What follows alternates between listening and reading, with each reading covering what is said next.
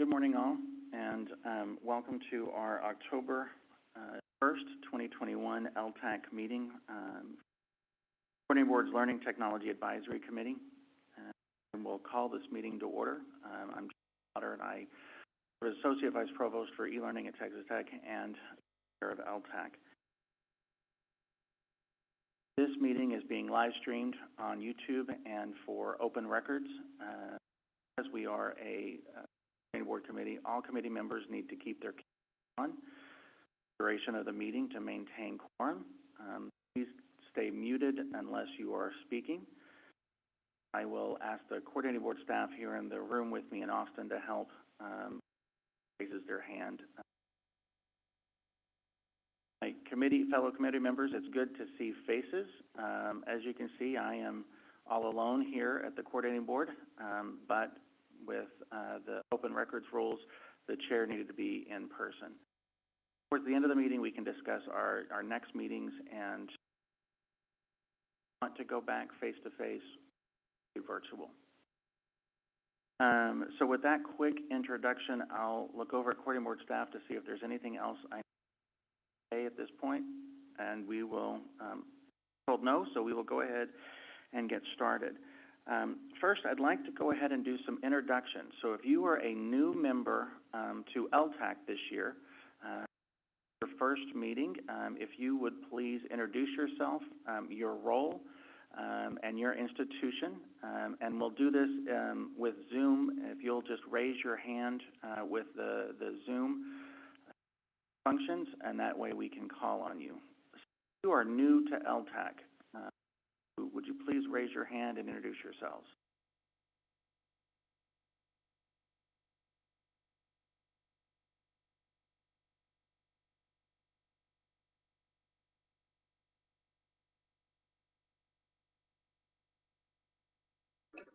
Good morning, everybody.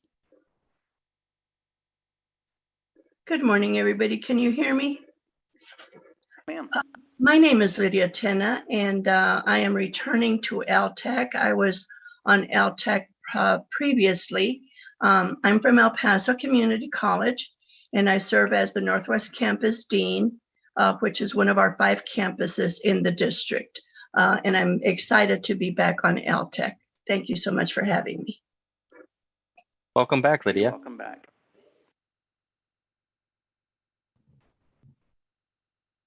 Good morning, everyone. This is Janet Camps. I am Director of E-Learning at Del Mar College, and I also am returning to LTAC after a few years. Awesome. I'm very happy to be back, see some familiar faces, and I'm looking forward to it.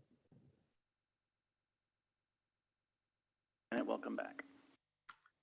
Good morning, everyone. My name is Janet Sutherland. I'm at the University of Texas Medical Branch Health Sciences Center.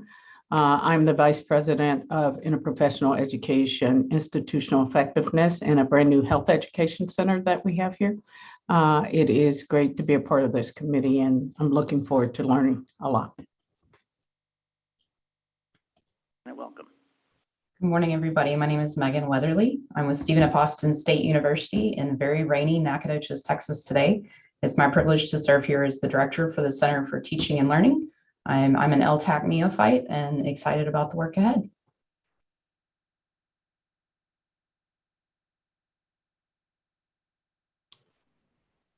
Hi, my name is Alicia Jones, and I am the Director of Learning Technology with Lamar State College Orange, and I'm a brand new member of LTAC, so I'm very excited to work with you all. Good morning, everybody. My name is Sarah Lee, and I'm the Executive Dean of the iCallin Virtual Campus at Collin College. And this is my first LTAC meeting, so I'm excited to be here.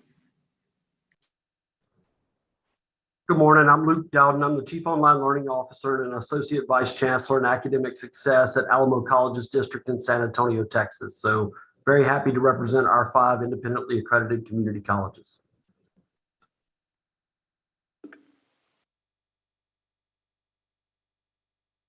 Anyone else is new today?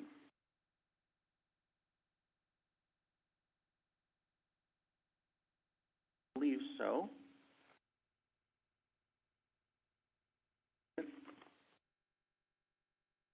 All right. we will go ahead and move down to the next item on our agenda, which is item number 2, consideration of summary notes from the June 11th, 2021 meeting. You should have received these packet of materials for today's meeting. I'm sorry, I keep looking at the lower screen, and I know the camera's out that way, so bear with me as I get. So I will ask if there are any comments, corrections, or additions needed on the minutes, and then a motion.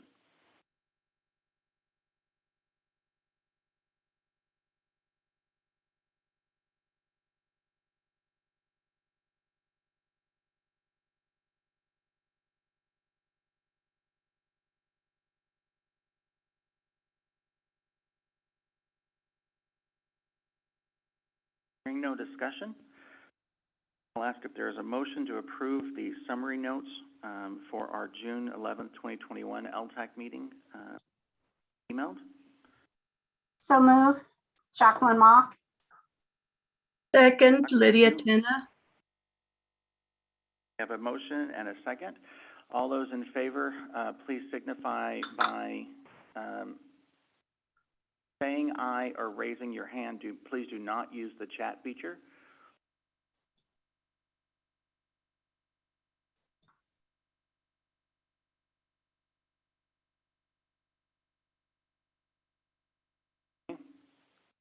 Any opposed, same sign.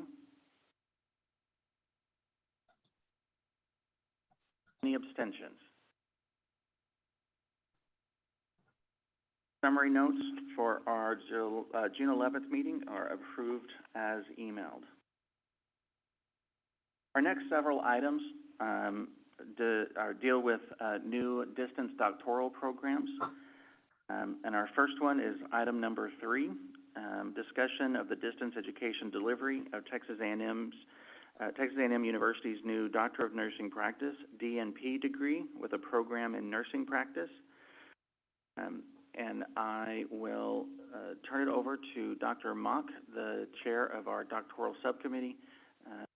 Also, I believe we have some guests from Texas A&M in the meeting as well. So guests from A&M.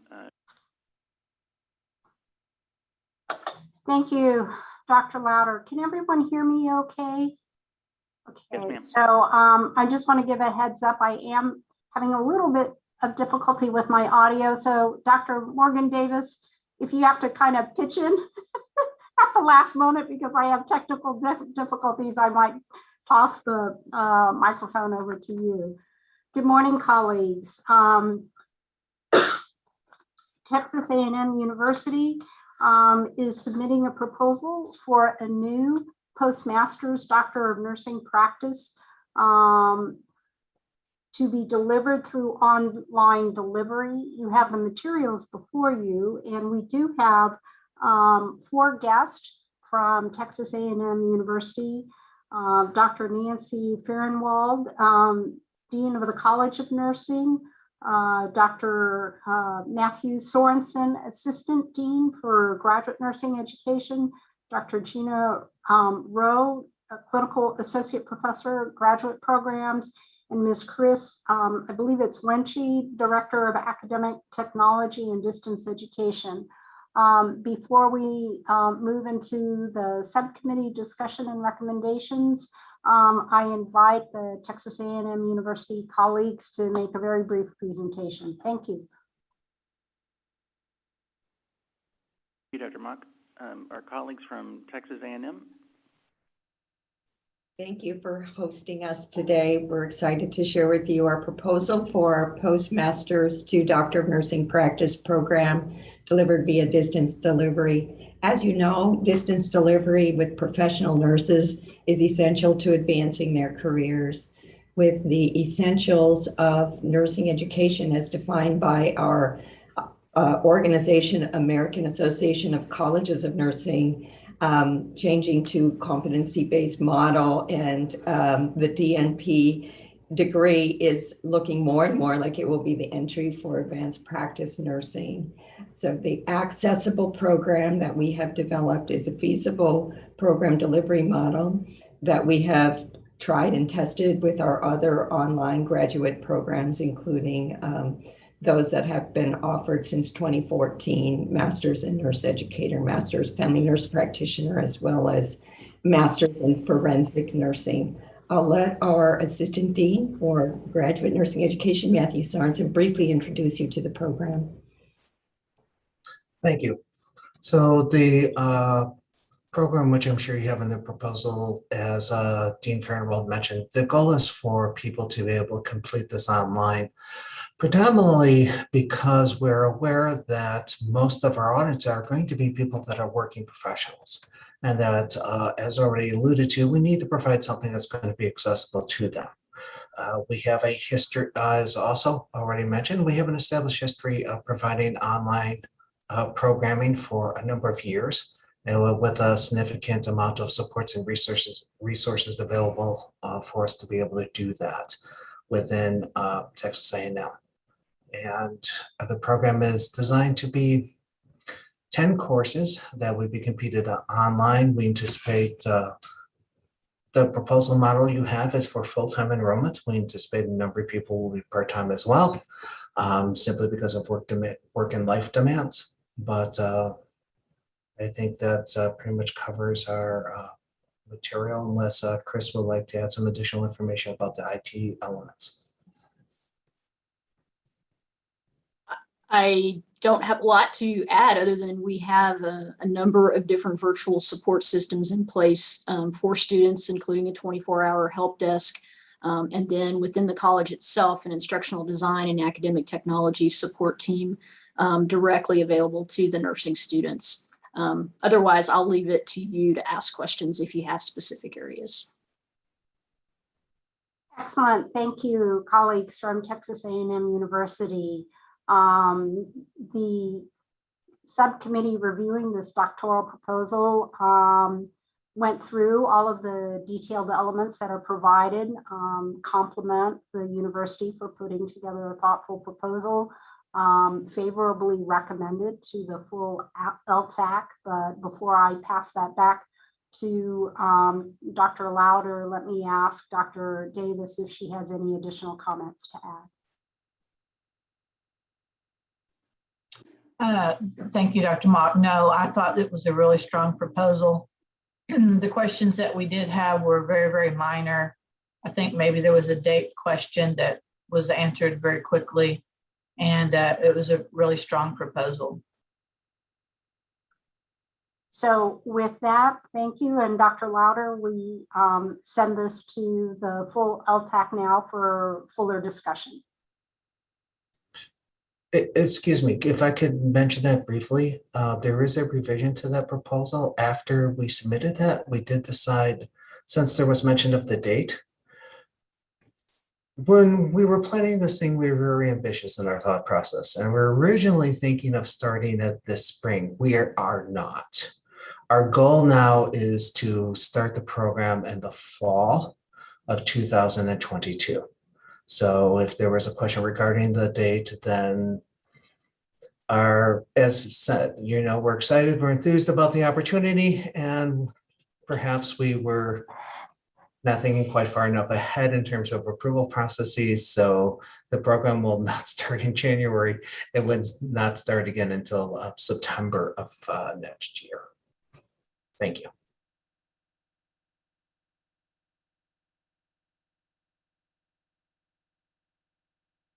Thank you.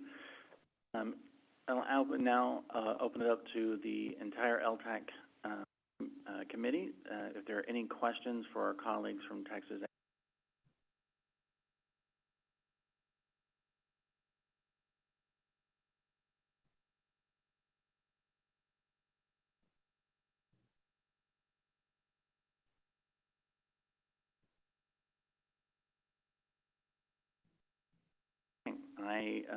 Hearing no discussion and seeing no hands, we will go ahead and move to item 4 in our agenda, which is consideration of recommendation for approval of the distance education delivery of Texas A&M University's new Doctor of Nursing Practice, DNP degree with a program in nursing practice.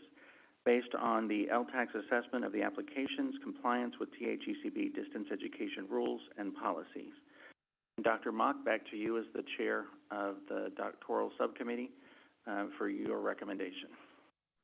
The doctoral proposal subcommittee moves to approve this proposal from Texas A&M University for a new DNP program.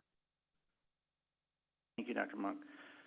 Because this is coming from our subcommittee, not need a second, so we just need to vote on the proposed DNP degree at Texas A&M. We'll do so again either by raising your hand with the Zoom features or physically raising your hand or saying aye. So if you approve or vote to approve this program, please signify by saying aye or raising your hand.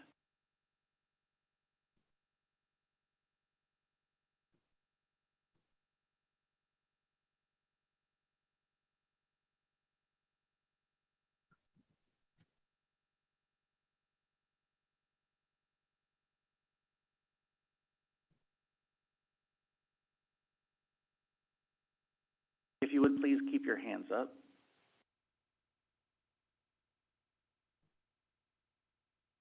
Right. Anyone that does not want to approve this degree program, please signify by raising your hand.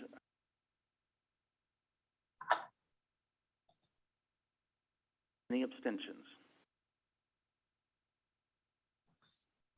So to our colleagues at Texas A&M, this degree program has been approved, and it will now move into the next set of reviews.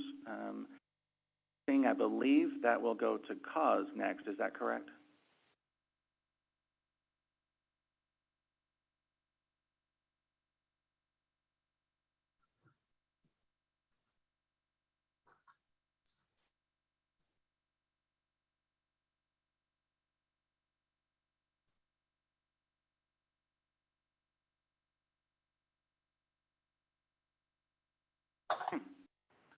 So I believe Texas A&M, the degree will go to cause next for further review. We wish you well.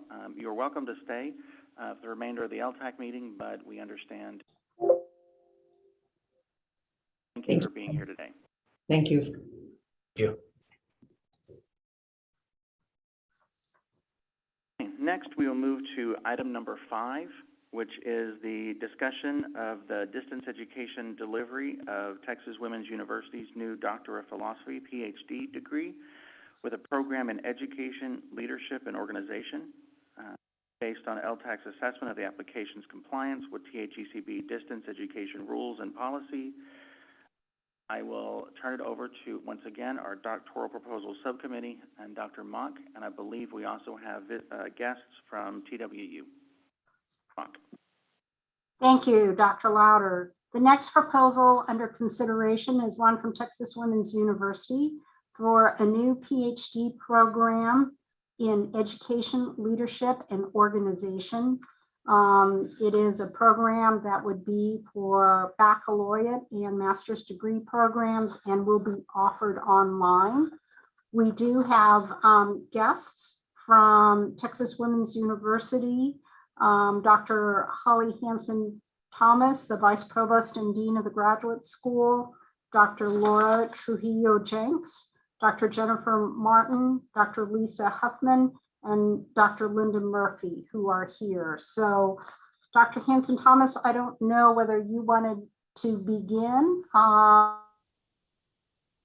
the colleagues who will make a brief presentation to LTAC. Thank you. Yes, thank you very much. I can't seem to start my video. It says the host has stopped it, but I can just speak, and that's fine too. Yes, so we thank you very much for consideration. Okay, we can start it now. For consideration of our doctoral program in education, leadership, and organization. As you know, Texas Women's University has a long history of successful online graduate programs. We have programs at the master's level and doctoral level, nursing, business, speech pathology as well at the graduate level. And within the College of Professional Education, where this program will be housed, we have a number of other graduate programs online, including Child Life and Masters of Library Science. So this will be the first doctoral program completely online in the college, but you may remember that very recently we were approved for a doctoral program in rhetoric, which we're excited about. At TWU, we believe we have the experience, expertise, and infrastructure to support the delivery of this proposed program. Dr. Linda Murphy, in her role as the leader of the Teaching and Learning program, Teaching and Learning with Technology, oversees the Distance Education Advisory Committee, which works in tandem with the Graduate Council. And we determined that this program has met the very high standards that we have. So I am going to let my colleague, Dean Huffman of the College of Professional Education, talk a little bit more about the curriculum and the faculty. Dr. Huffman. Good morning. Thank you again for allowing us to talk about our proposed program. We're excited about this new online PhD, a 75-hour PhD that is specifically designed to meet the needs, the leadership needs in the state of Texas. It is an online degree with intentionality so that we can educate working individuals in place. I think that is the unique piece and the piece that is needed. This degree has 3 distinctive tracks. Those tracks are for education for those that want to go through the superintendency, those that are interested in more higher education, that's the second track, and the third track focused on those interested in leadership in nonprofit organizations. Our faculty, we have a faculty expertise across the board in many of these areas and all of these areas in leadership, public school leadership, higher education leadership, pedagogy, andragogy, organizational health and leadership. So we believe we have the faculty to support it, and we certainly have the knowledge and experience in delivering online degrees. We have multiple online degrees in the college, and with the support of our Center for Teaching and Learning with Technology and Faculty Excellence, our faculty are capable of delivering high quality, rigorous online programming. And we have the research experience through our Center for Research Design and Analysis that also offers online tools that will support our students in really engaging in rigorous doctoral level research. And I'm going to stop there and really let it be for if there's questions that people have.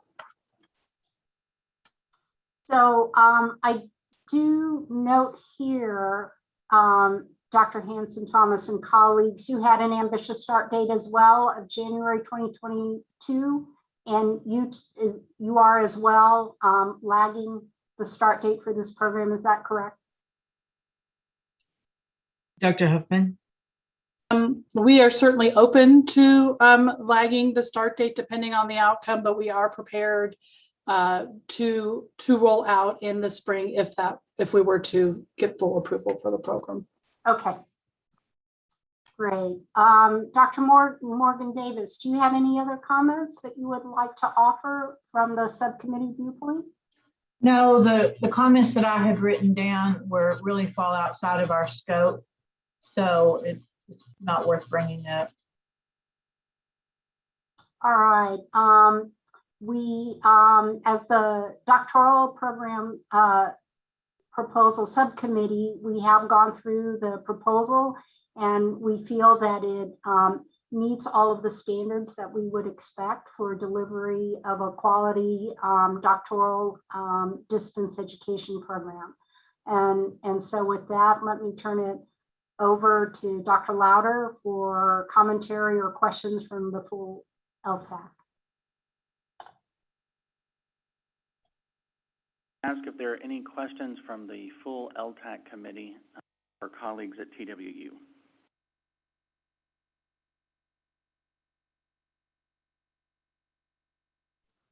I have one, Dr. Louder. Can you hear me? We can. So, good morning. Very detailed proposal. with programs like this, my concern is always supporting students at that dissertation phase, right? You get people to that point, I have no doubt you can deliver high quality instruction, get them ready, provide them with the research opportunity, but getting them through that process, I've just unfortunately witnessed a number of individuals that have not had an optimal experience at that point. Are there some other things that you have in place to ensure that we have more PhDs and less ABDs? I'm just curious how you've thought through that. And again, I'm basing that on just a decades-long observation of people who struggle at that phase of this type of program. No, that's an important piece, and was an intentional piece that we focused on in developing this program.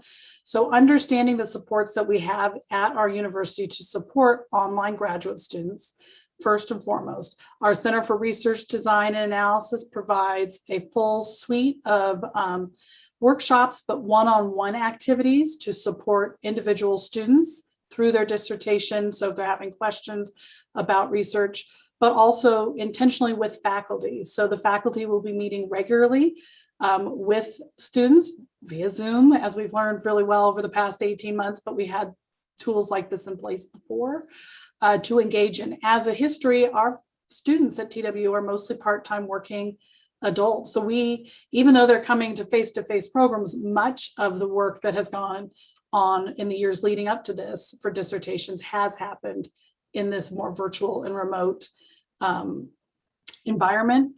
So we have the workshops, we have the faculty, we have all the tools, like the statistical tools and things that would be needed are available for our students, both online or if they were on the campus face-to-face. And then we've also thoughtfully designed writing workshops where our students will engage in actual opportunities to spend time directly focused on the writing of the dissertation, so we don't wind up with ABDs. Thank you very much. I might add just very briefly to what Dr. Huffman says, that we also have a dissertation boot camp that is held virtually as well. We have a hybrid format for that, and a Center for Student Research that offers funding opportunities for online students who are dissertating to collect data. And of course, there's also internal deadlines and goals that the students have to meet with those too, and timelines and such. So I think that helps stay on track. Thank you both very much.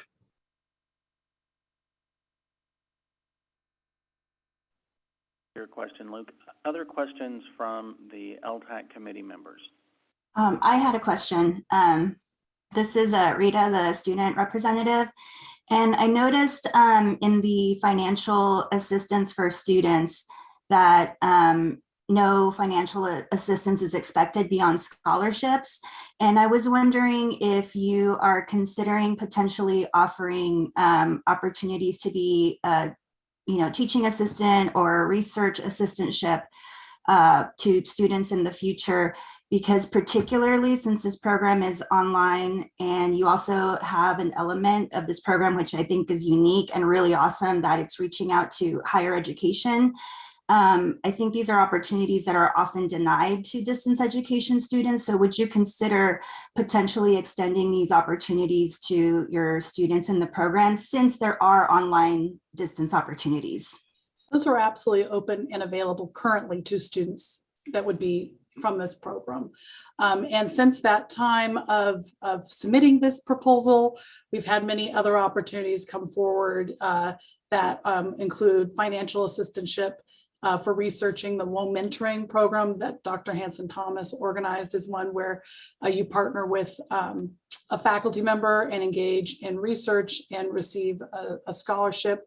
We have a home scholar program now that also provides financial assistance, research assistance, leadership development.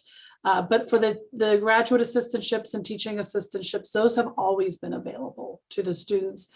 They do involve the hours based on the coordinating board rules of what to be able to participate in those, but those are always open to our students. So we actually went back through since that time and have gone through all the financial resources, and we feel very confident that if a student needed support fiscally, that there would be opportunities for them to certainly qualify for that.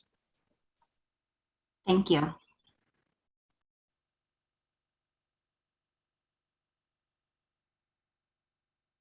question. Any other questions from LTAC members?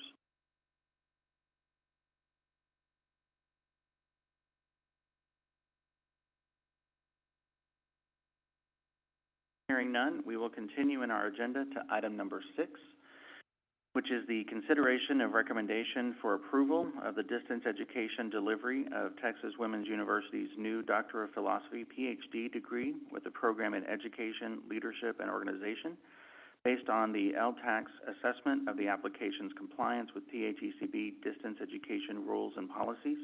And I'll go back to our Doctoral Proposal Subcommittee and Dr. Mock for recommendation.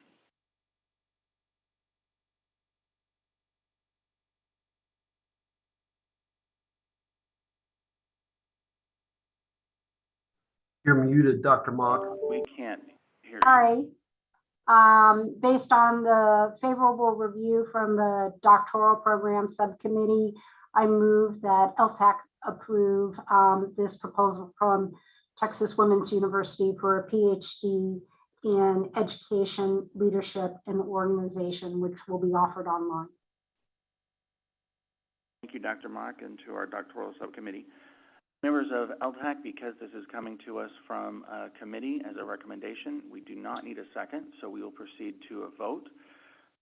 All those in favor of approving TWU's new PhD degree in education, leadership, and organization, please signify by either raising your hand with Zoom or your physical hand or saying aye out loud. Please do not use the chat feature.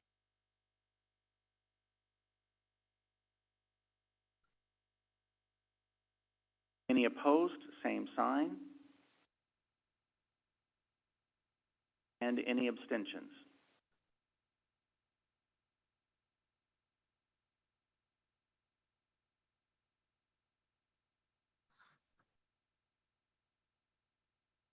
All right. To our colleagues at TWU, your proposal will go to the next round in review at coordinating board, and I believe that is Paz. They will be in touch with you about the next steps. We wish you the best of luck on your new PhD, and you are welcome to stay for the remainder of the meeting, but knowing that you all have other things you need to get to, we will not be offended if you sign off. Thank you for being with us this morning. Thank you so much.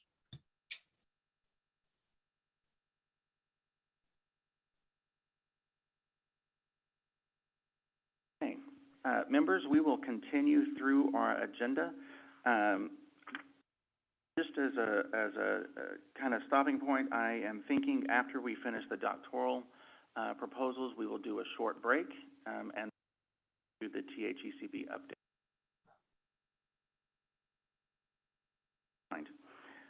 Item number 7,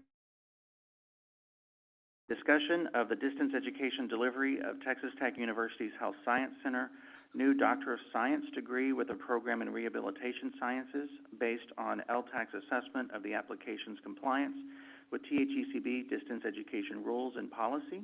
I believe we have some guests from Texas Tech Health Science Center.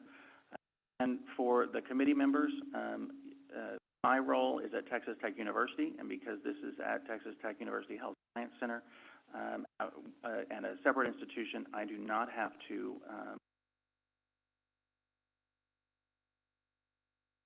I will turn it over to Dr. Mock and our Doctoral Proposal Subcommittee and our guests from Texas. Justin, sorry to interrupt. Your audio dropped out briefly, Yes. but you were making the point that you will not be. It's not necessary to recuse yourself from this decision and discussion because Texas Tech Health Science Center is a different institution than Texas Tech where you serve. Just wanted to get that on the record. Yes, Thanks. Thank you, Patrick. Dr. Mock, to the Doctoral Proposal Subcommittee. Thank you, Dr. Lofters. Texas Tech University Health Science Center is presenting a proposal to offer a Doctor of Science in Physical Therapy, formally redesigning its Doctor of Science in Physical Therapy, and they are now proposing to offer the Doctor of Science in Rehabilitation Sciences, which is designed to not only provide post-professional education for licensed physical therapists, but in its redesign in rehabilitation sciences will include both athletic trainers and occupational therapists. We have 3 guests from Texas Tech University Health Science Center, Dr. Carrie Dixon, Vice Provost, and Recording Board and SAC COC Liaison, Dr. Wade Redman, who is Associate Dean for Online Learning, and Dr. Brad Allen, Program Director for this new Doctor of Science program in Rehabilitation Sciences. So let me turn it over to Dr. Dixon and your colleagues for a brief presentation. Thank you. Good morning. Before I ask Dr. Allen to give a brief summary of the program, I'd like to say just a few words on behalf of the university's administration. We recently launched a new strategic plan here at the Health Sciences Center, and 2 primary themes of that strategic plan are innovation and collaboration. And so we really feel with the interprofessional nature of this proposed program that it really aligns well with the vision that we have for the future, and we strongly support our faculty in moving forward in establishing this program. If approved, this program will certainly supplement the large number of existing distance education program offerings that we already have across the Health Sciences Center. So with that, I'd like to turn it over to Dr. Allen to give a brief overview. Good morning, everybody. One more small ambitious program that would need to move our start date to the fall of 2022. I want to say thank you for allowing us the opportunity to come and present this program to you. To me, it's something we've been looking at anxiously for some time. We are transitioning from a doctorate of science in physical therapy to a doctorate of science in rehabilitation sciences. Seeing the potential for an interdisciplinary, interprofessional program degree being so meaningful as far as patient care and just the change it will create in our curriculum. This has been a program, the Doctorate of Science in Physical Therapy has been a program for about 20 years now. We have over 130 graduates that are working in academic settings as well as clinical settings across the United States. This is a hybrid program, and so that means the students do come to Lubbock on a regular basis, and usually it's over a long weekend for 2 days. But having said that, 50% of our students are from the state of Texas and 50% are from the United States. Surprisingly, maybe it'll be surprising to you, we actually have students that live in South America, Chile, and Europe as well. And so this is a program that is important for our state, important nationally, and even recognized internationally as far as students coming here for a terminal academic degree. This is something I think is unique. What we're moving towards is unique in the sense that it's a terminal degree for rehabilitation sciences, moving away from a profession-specific program to a content-specific, where we're thinking of information that is specific to anybody in the rehabilitation sciences professions.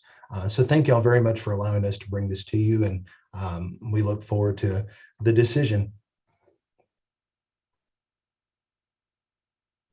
Thank you. The Doctoral Proposal Subcommittee had a favorable review of this well-presented proposal. As noted by Dr. Allen, it will be a hybrid program. 50% or more of the content of each class will be delivered online, but there is clearly a strong component of on-campus learning and other educational activities as well. Dr. Davis, did you have any other comments you wanted to add before we turn it back to Dr. Louder for questions or comments from the full committee? No, thank you. I thought it was a good program. It was very clear. The date, the start date changed, but the proposal was very clear. Thank you. Dr. Louder, I'm going to turn it over to you for questions or comments from the full LTAC. Dr. Mock. Now we'll go to discussion with the full LTAC committee. Does anyone have any questions for our colleagues?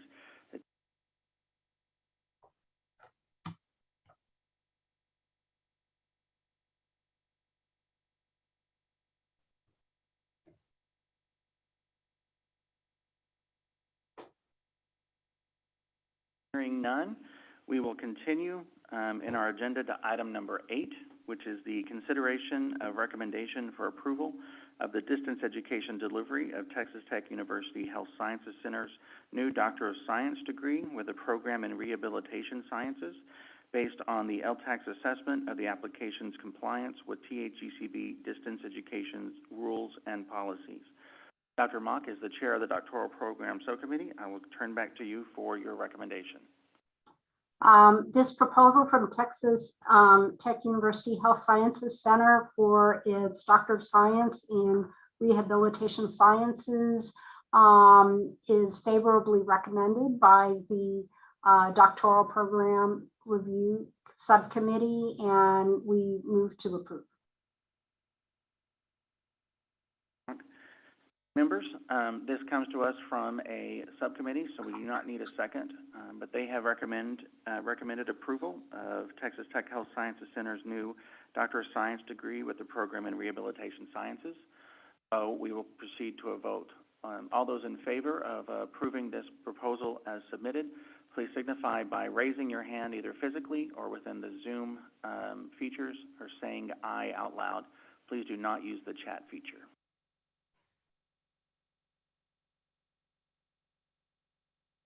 Any opposed? Same sign. And any abstentions?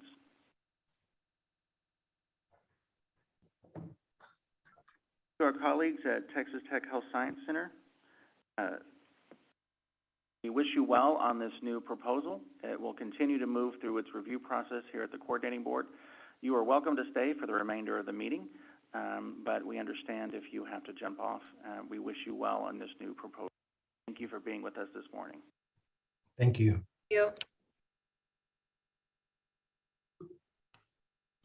Okay, members, we will move to item 9 in our agenda. A lot of doctoral proposals today. So item 9 is the discussion of the distance education delivery of the University of Texas Health Science Center at Houston's existing Doctor of Philosophy PhD degree with a program in environmental science based on LTAC's assessment of the application's compliance with THGCB distance education rules and policy. I will ask again Dr. Mock, as the chair of our Doctoral Proposal Subcommittee, introduce the proposal, and I believe we have some guests from University of Texas Health. Thank you, Dr. Lofters. This proposal from the University of Texas Health Science Center at Houston for their School of Public Health is, I would classify it as being an opportunity to rectify alignment where you had an existing program, but due to both organizational and programmatic restructuring at UT Health Houston, there was an opportunity to really realign and straighten out, if you will, an existing program structure under the Coordinating Board's rules for distance education. We have 3 guests from UT Health Houston here to meet with us. Dr. Susan Tortolero Emery, Senior Associate Dean for Academic and Research Affairs in the School of Public Health. Eric Solberg, Senior Vice President, Academic and Research Affairs at UT Health, and Kathy Rogers, Assistant Director for Academic Affairs. So, Eric, Mr. Solberg, can I turn it over to you first to introduce and modify if I got my description wrong in what we're seeing as the proposal, and then I'll let you hand off, Eric, to others. Thank you.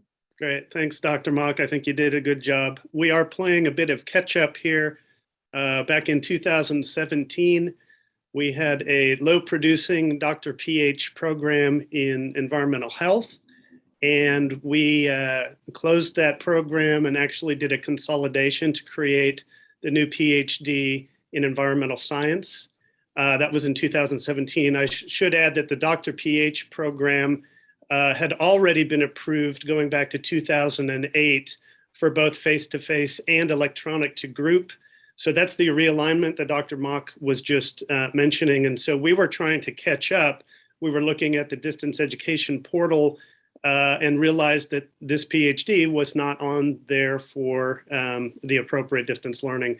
And so we went to the coordinating board and they asked us to go ahead and submit a proposal for this. And so that's the history. We're just trying to catch up on the alignment, making sure that we're in compliance with coordinating board rules for this. And let me turn it over to Dr. Susan Tortolero-Emery if she has any additional comments she would like to make. Thank you, Dr. Solberg. Yes, this is an important program for the University of Texas School of Public Health.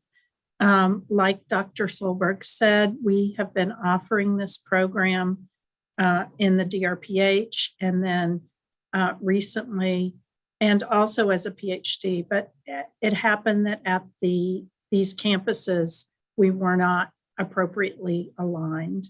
And so we are asking for approval now to be appropriately aligned. These programs have been offered for many, many years across all of our campuses. And we want to ensure that we're up to date for the San Antonio and El Paso campuses. Thank you. So there's one question that the subcommittee had that I'm hoping our UT Health Houston colleagues can address. In terms of the delivery and the different categories that we have for distance education, there was comment, so it appeared that it was both electronic to group because you have instruction that's originating out of Houston and delivered through modalities to the different sites across the state in San Antonio and El Paso. It wasn't quite clear to us what hybrid delivery meant. Could you clarify that as well? Yeah, actually, I think we use the term hybrid on our campus to describe multi-modalities. And in this case, we used it in that way, not in terms of the definitions used by the coordinating board for certain program delivery percentages. So that word that you saw was simply us knowing that this is both face-to-face and electronic to group. That's all we're offering here. That's what we've been doing for many years. And so I think there was just a misunderstanding from somebody on the subcommittee who maybe saw that term hybrid and didn't see a percentage attached to it. But all we're asking for is the face-to-face and electronic to group, which is what we had been approved for with the Dr. PH program. Thank you for clarifying that. Dr. Davis, did you have any other questions from your perspective as a member of the subcommittee?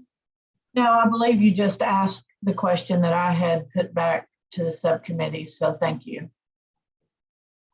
Great. So with that, let me turn it to you, Dr. Louder, for broader questions or questions from the broader LTAC. Members, are there any questions for University of Texas Health Science Center at Houston on their new PhD, I'm sorry, not new, but existing PhD with a program in environmental science? Hi, this is Charlene Stubblefield from Prairie View. I have a quick question, or just curious after going through some of the other proposals, and I know yours are inexistent.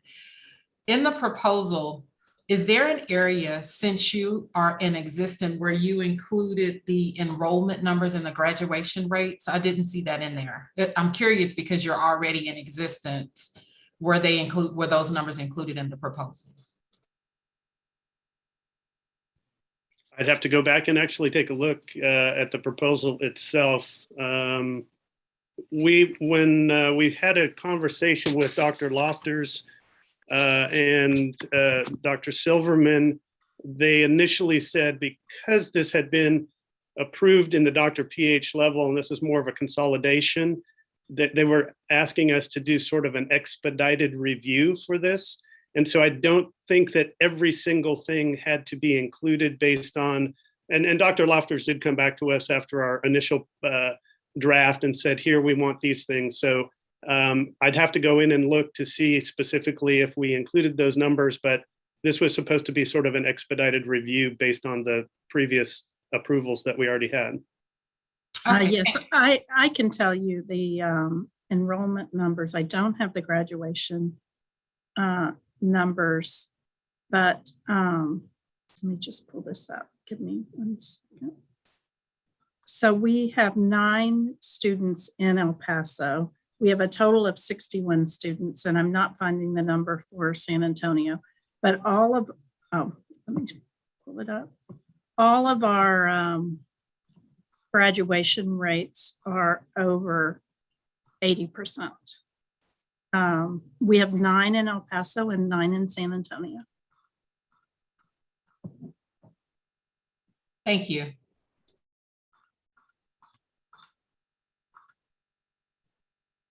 Any other questions?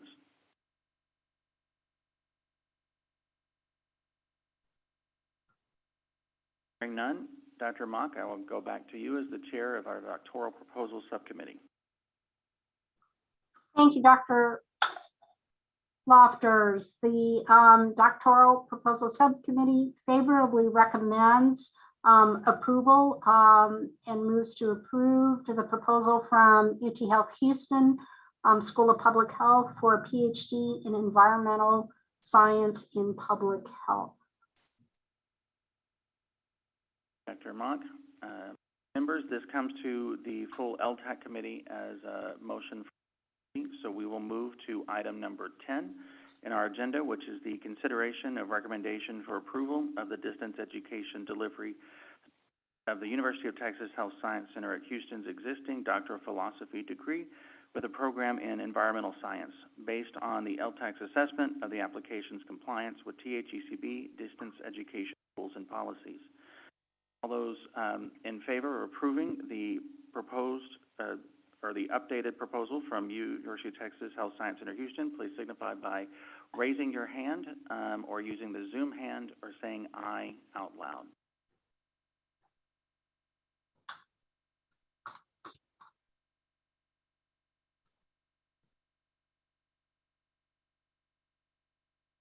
Any opposed? By raising your hand here with Zoom.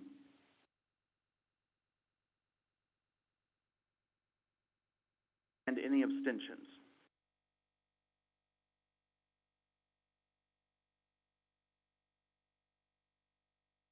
Our colleagues from University of Texas Health Science Center at Houston, the program has been approved by LTAC and it will now go to the next stage and review at the coordinating board.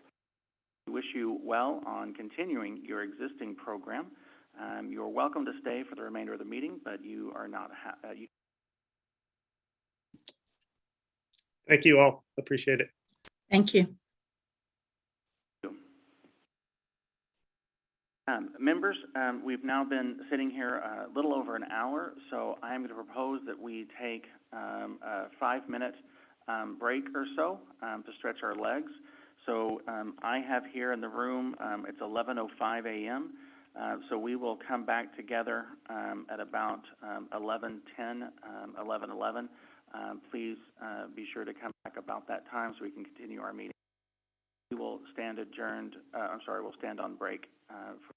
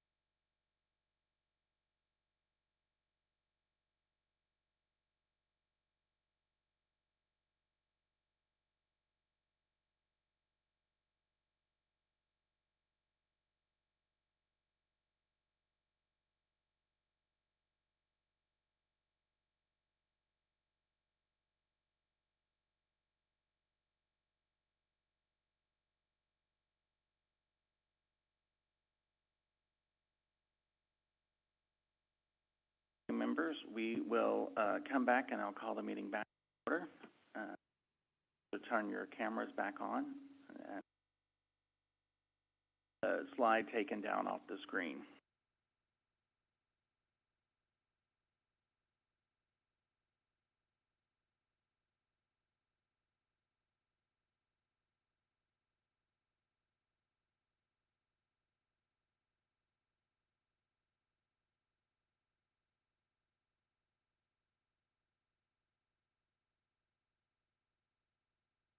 We, for committee members, we have modified the phone number that I am currently connected to, so hopefully audio will not cut out.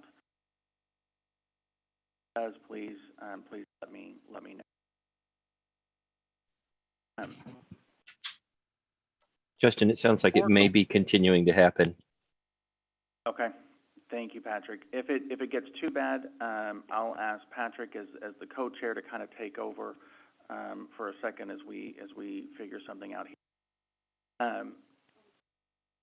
But I was reminded that I did introductions at the beginning of the meeting for our new members, but I neglected to do introductions for our current members.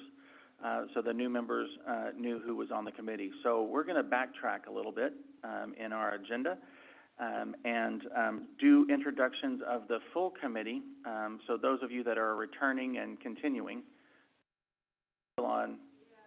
Okay, sorry, we're still got a slide up. I apologize.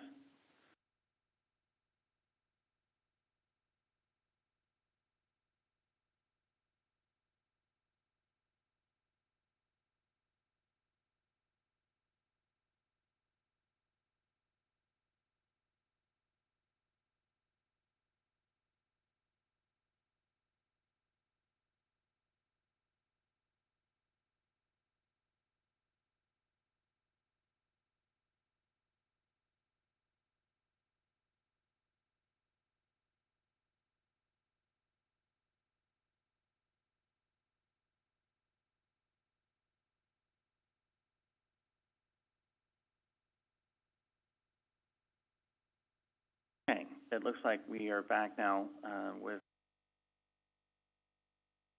As I was saying, I neglected to do introductions for the returning members, so our new LTAC members knew who they were serving with.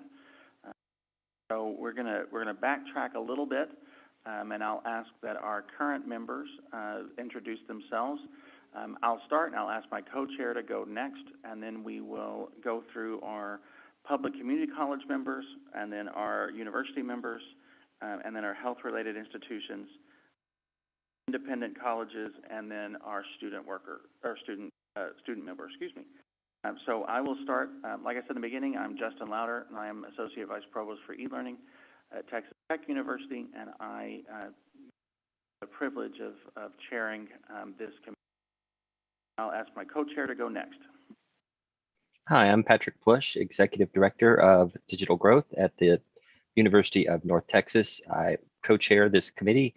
I also am the co-chair of the Definitions and Standards Subcommittee, along with Jeff Friels from the University of Texas. And I chair the work group within that subcommittee of the data group. So we've broken it into 3 different areas.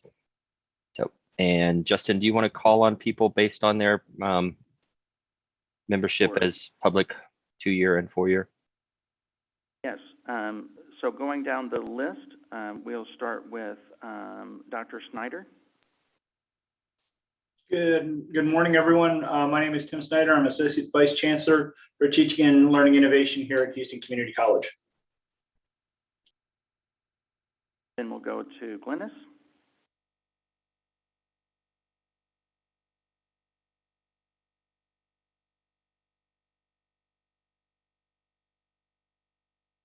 Joyce. Hi, I'm Joyce Langenegger. I'm the Executive Director for Academic Success at Glenn College. Mary. Hi, I'm Mary Gentry. I am Assistant Professor and Program Director at St. Philip's College. It is one of the Alamo colleges. Elizabeth.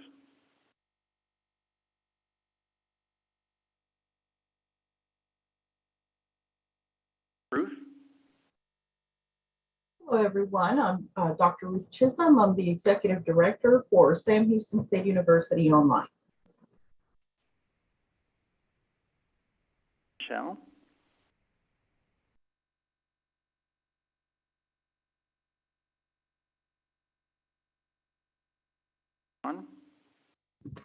Sorry, I was having a hard time unmuting.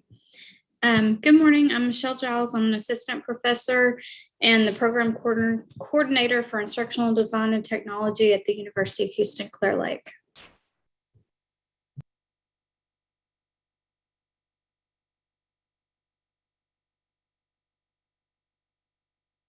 Dr. Wan. Hello, I'm Yun Wan. I'm a professor of computer information system from University of Houston, Victoria. Julie. Julie DeLello. I am professor and also the director for the Center for Teaching and Excellence in Learning at the University of Texas at Tyler.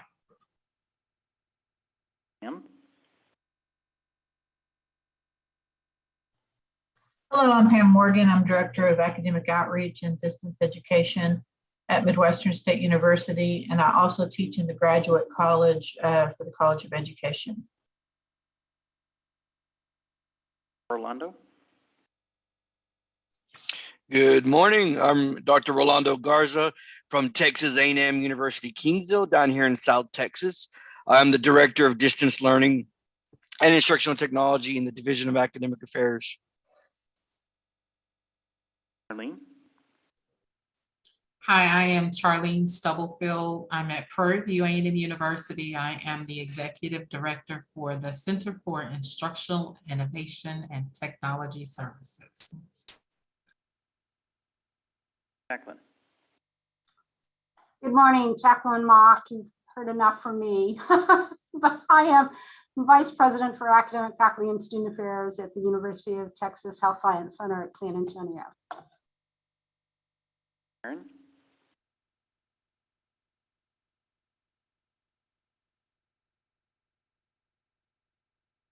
And Rita. Hello, I'm Rita Fennelly Atkinson, and I'm a doctoral candidate at Sam Houston State University, and I'm the student representative and a non-voting member. Thank you, members. I apologize for our new members that I forgot to do introductions for everybody at the beginning. All members should have a copy of the roster for LTAC members. If you would please review that, and if you need to make any changes to titles, emails, or anything like that, please let coordinating board staff. Okay, now we will get back on track with our agenda. So we will start with item number 11, which is our standing item with coordinating board updates. And I will turn this over to Jessica Acton and Dr. Michelle Singh to provide the updates for us. I'm not sure who's going first.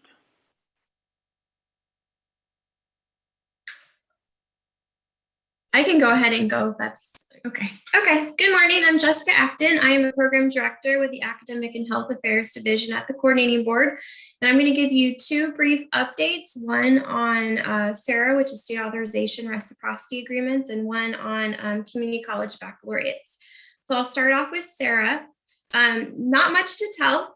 The upcoming fall NC SARA board meeting will take place on October 29th. NC SARA will have registration info posted soon to their website. So if you're curious and want to listen into that, to the public sessions for that board meeting, keep an eye on their website. If you are the SARA contact for your institution, you'll receive an email with a link for that registration. There's nothing major going to the board this fall. As far as policy changes go, there's some minor language clarification around branch campuses that will be voted on. The executive committee has recommended tabling 2 items, and both of these items were also tabled at the May meeting for further discussion. The first one is the adoption of the 21st century guidelines for distance education delivery. The executive committee has recommended tabling a vote on adoption of those guidelines in favor of creating a working group for further discussion on the implementation and adoption of those guidelines by Sarah. The second item is a proposal to combine sections 8.2 and 8.3 of the Sarah Policy Manual. Those sections are in regards to policy changes, and it would combine those sections to ensure that major and minor recommendations for policy changes are treated equally. So that one has also been tabled for further discussion by the executive committee of the board. So nothing major, like I said. That's all I have for NC Sarah. If there's any questions about that, I'm happy to take those now.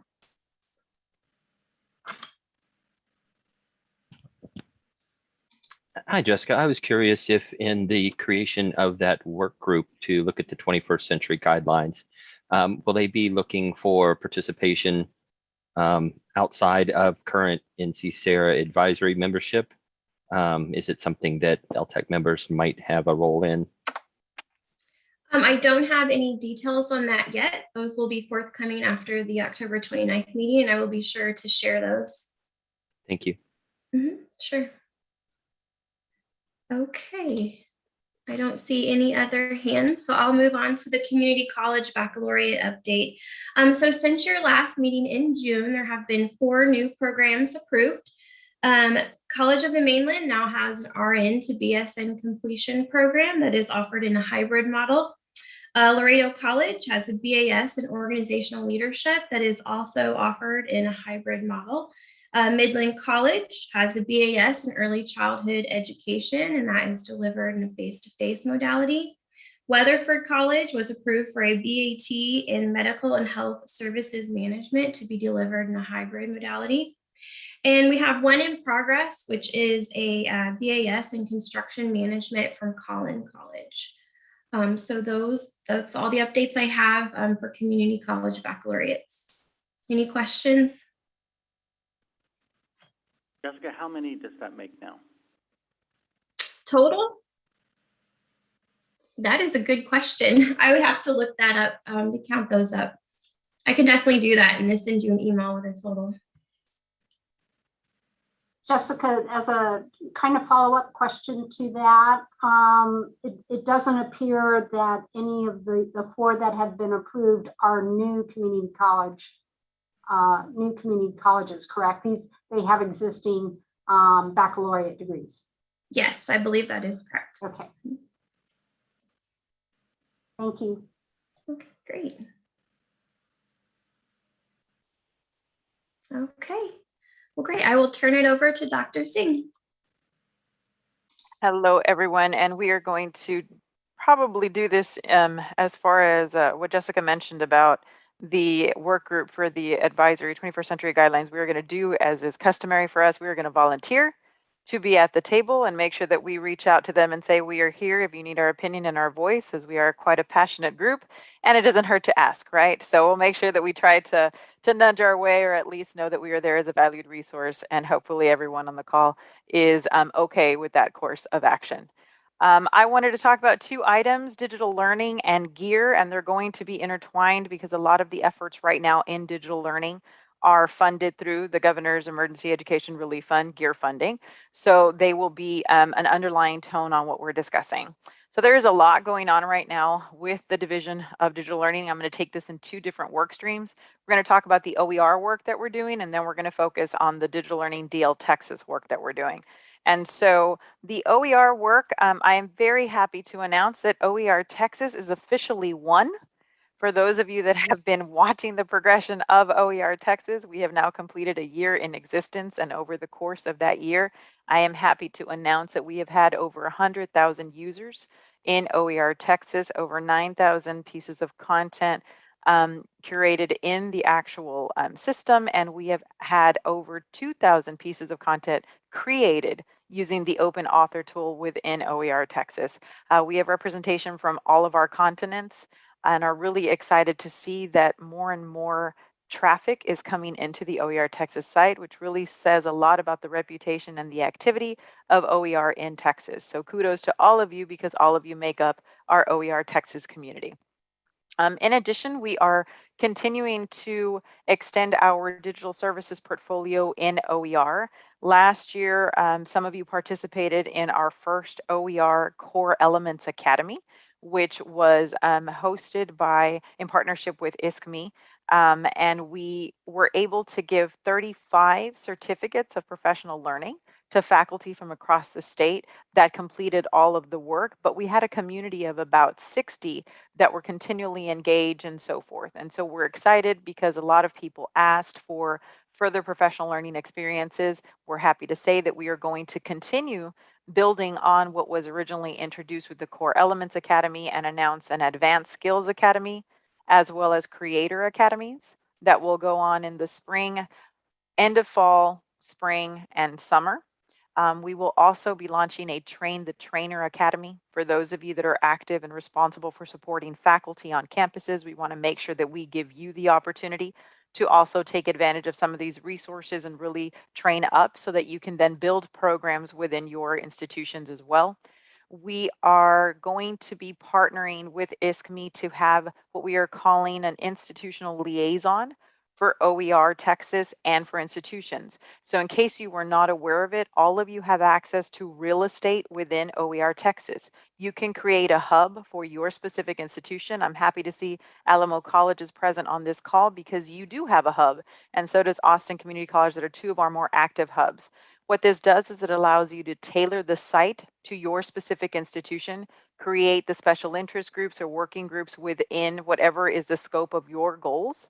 For your institution, you can create levels of resources, use it to support the efforts you're already doing, but you really get to build your community and your faculty get a place to see what OER is like on your campus and how they can get involved.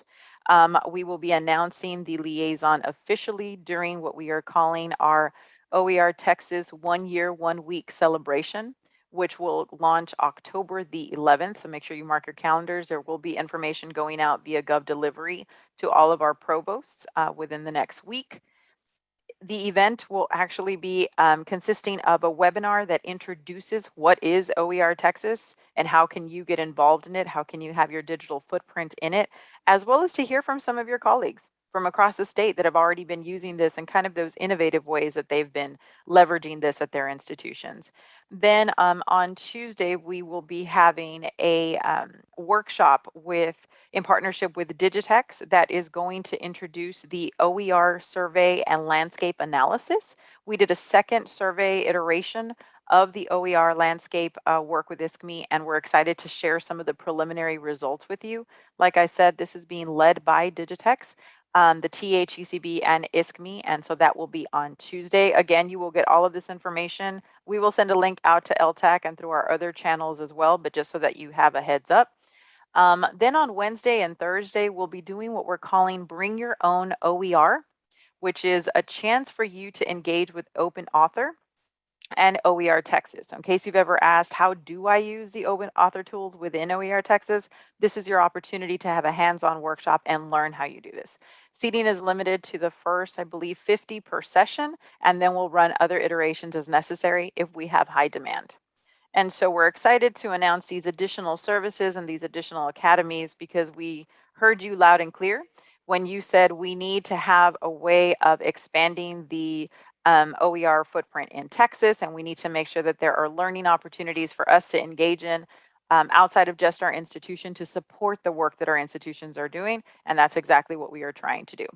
And so OER is alive and well in the state of Texas. In addition, we are going to have an OER Texas Creator Fest in February. That is the very first launch of this event that is specifically to take it to the creator perspective. How do you get peer review? How do you get for your resource to be searchable, findable? How do you get connected to other people that are also doing the open education work that you're doing? So it's very much a hands-on and taking it from fundamentals into actual practice. And that'll be in February 2022, and that is in partnership with OpenStax. And so, like I mentioned, we have a lot going on. Our OER implementation and development grants, which several of you on the call, your institutions do have members that have been awarded. We have given 56 awards, I believe, close to $1 million in that venture, and we will announce the official round 3 awards who has been selected by the end of next week. We're waiting on one institution to sign off, and then we'll be able to make the formal announcement. But we are excited again about the enthusiasm and the awareness that OER is gaining in the state, and all thanks to your efforts. Thanks to the word of mouth that we have had originally that has now become institutional practice. And thank you for championing these efforts on your campuses. Shifting gears to digital learning, we recently engaged at the very beginning of our adventure together. I believe that we talked about DL Texas and what that idea was. And it is a digital learning clearinghouse that is a hub site, if you will, that brings services, resources, programs together in an online landing page to distribute services that are tailored to different personas. And our goal is that people within Texas will look to DL Texas and say, through digital learning in Texas, we educate, which is your faculty role. We learn, which is your student role. We drive change, which is your institution. We innovate, which are your research perspectives. We advocate, which is for policymakers and for employers. And we lead, which is looking at all of the innovative cutting edge research that is being done in Texas. We didn't want to just create a digital learning clearinghouse based on what we thought would be good. So we originally started off with a conversation with LTAC, with all of you, and several other advisory groups to get a preliminary framework done. And then we did what we do best, and we asked you, what do you want to see in this digital learning clearinghouse? What would be good to have in here? We engaged with UT, the University of Texas School for Design and Creative Technologies, and a research engagement to talk to our students, our faculty, and our institutions. We sent out a survey. Several of you participated. Thank you so much for encouraging participation in your institutions as well. We had about 700 people fill out the initial survey to find out what they thought about digital learning. And I think our biggest discovery in that first round was if you ask someone, what is digital learning? If there were 500 people that responded, there were 500 definitions. And so we know our work is important when it comes to the subcommittee on definitions and standards, but it was great to see that people weren't only thinking about digital learning as synonymous with online. They actually started to venture out and thought about hybrid and thought about a couple of other things. Some people even said everything is digital learning. And I really wish we could get a hold of that person, but it was an anonymous survey. But either way, the feedback was absolutely wonderful. In part of the design research, we had several of you that participated, and I'm recognizing some of your faces from the Vidlet videos because that was a partner company. We actually had these mobile testimonies from people talking to us about what they wanted to see. And I will tell you, in the next meeting for LTAC, we'll have a full presentation on this. But to hear the words from our faculty, our students, and our administrators about what they want to see in this clearinghouse was enlightening, it was motivating, and it was so compelling. We had students telling their stories. We had students that were so honest and had a hard time sharing sometimes. And you'll see all of this because they agreed that we could share this information. But we have students saying, you know, I was homeless during the time that everything happened, and my priority was on making sure my family was safe. But I knew I could continue my education through digital learning. So even in all of the hardship, there was hope. And that is what we were holding on to. And we could not have captured that unless we would have had those videos. We had over 2,300 minutes of videos that we got to go through. And I say we, meaning Bidlet, and then they gave us a summary. But I have them on my list of things to do and listen to because we got some really great suggestions from people. But there were 3 main themes that actually came out from that conversation, and they're probably going to be very familiar to you that work in the field. And so people wanted curated content that was individualized. They wanted to make sure that, similar to the YouTube, Google experience, you click on one thing, it gives you suggestions based on your previous behavior. They wanted something that was easily navigable and customizable. They wanted community. They wanted community curation. They wanted community connection. A lot of individuals were saying, I want content built by people that are in the same line of work that I am. I want faculty to be helping faculty, students to be helping students, and administrators to be helping administrators. One of the biggest revelations in the research was that our students kept saying, we rely on our faculty. We rely on our faculty. They're our go-to, they're our primary. And faculty kept saying, we rely on our institutions. And our institutions kept saying, we're building resources for our students and our faculty. So there was this triangular effect, but it was wonderful to hear that everything was connected. And again, I'm excited because some of you are smiling and some of you are nodding. So hopefully this is getting you just as excited, or you're really tired, and I'll take it as well. The last thing that they brought up was certification opportunities. You know, we understand that there are a lot of responsibilities that our faculty have when they're pursuing tenure, when they're pursuing professional development. There's an evaluation every year that faculty have to go through, and there's a list of professional development activities they must comply with their hours. So they said, can we get recognition for the work that we're doing in this field? And so we're also going to need to make sure that we can give people a way to track and expand their professional portfolios. Hence the reason that we launched the OER Core Elements Academy and provided them a certificate from ISKME that validated the work that they actually completed. And so the clearinghouse is completely the design for the clearinghouse is completely cross-validated with the findings of the research. We could not have asked for a better intersection in what people want and what we were thinking about developing. And so for our next LTAC meeting, we'll come in with a formal presentation on the design research and how it connects and impacts the design of the clearinghouse. We're going to continue moving forward and making sure that our digital community is at the forefront of what we do. We will build this together and make sure that we have a really great product that is robust and will last the test of time. Jacqueline, you have a question? I do. Michelle, just tremendous work. So really exciting. My question, and I can see Patrick right in the middle of my screen, and you're going to cringe when I say this. So we've got 2 fabulous surveys for which we have data. And that's the online education. I'm trying to remember now the official name of our survey, Patrick, but we have all of that data that we collected in the last year.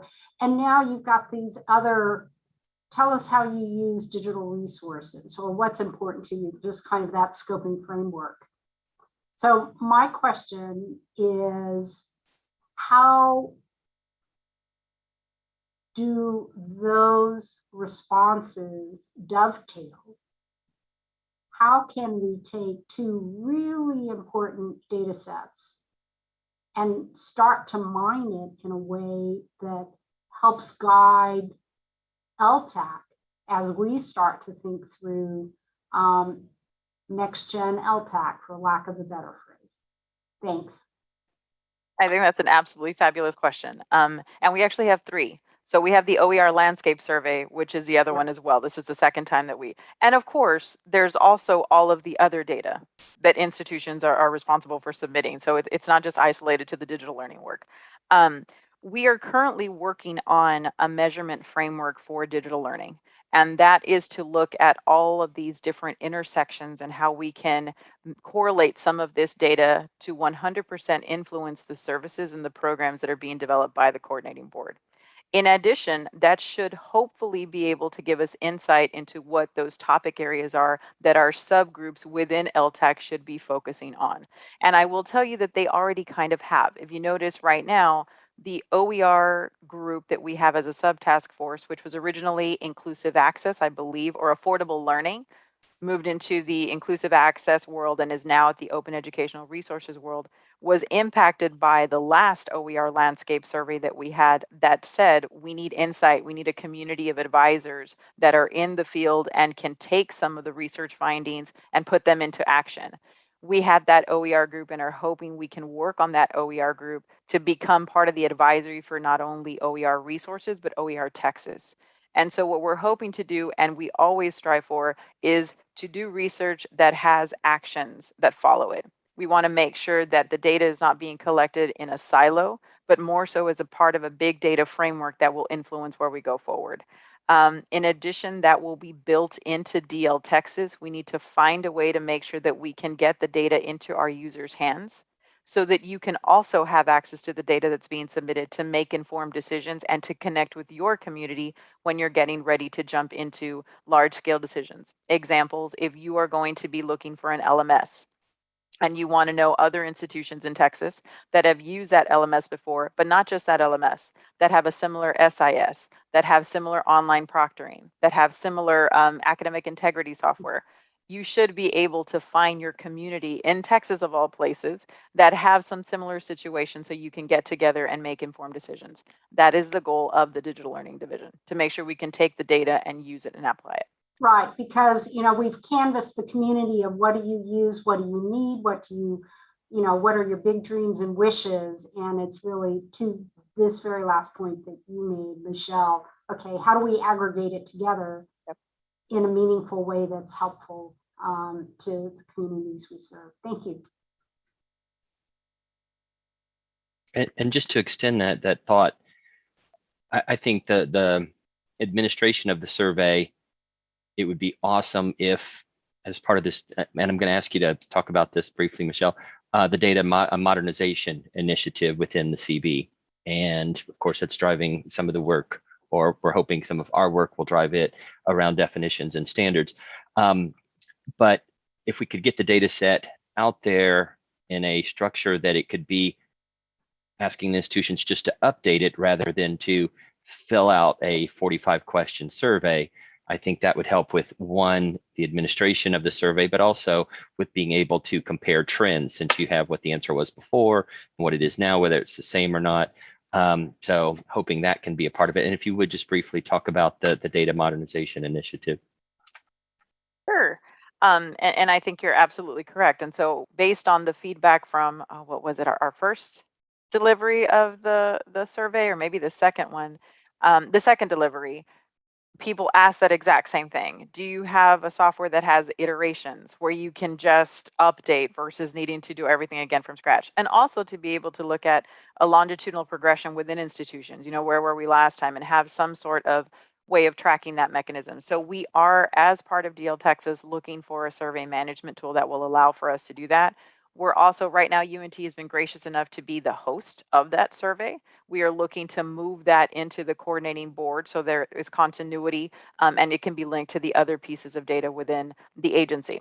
So introducing the Data Modernization Initiative, and this is an initiative that the agency has been active in, I want to say, for maybe the last year or so forth.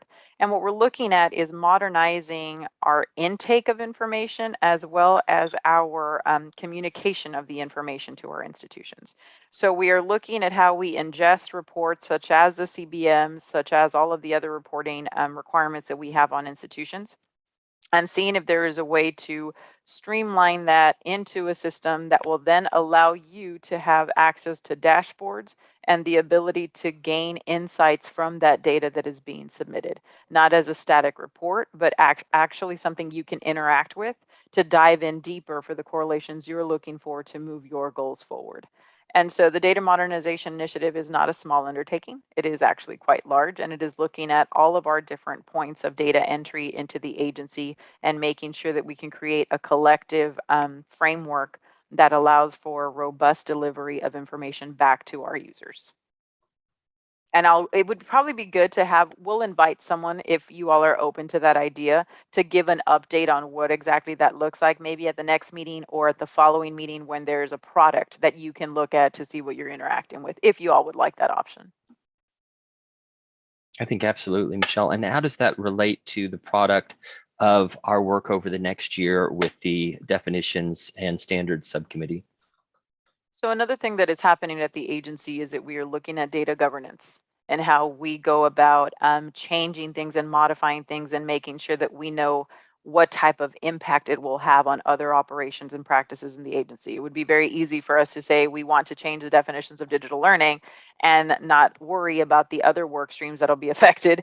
But we realize in our conversations with subcommittees that changing one single word will have an impact everywhere, even in places you didn't necessarily know it would have an impact.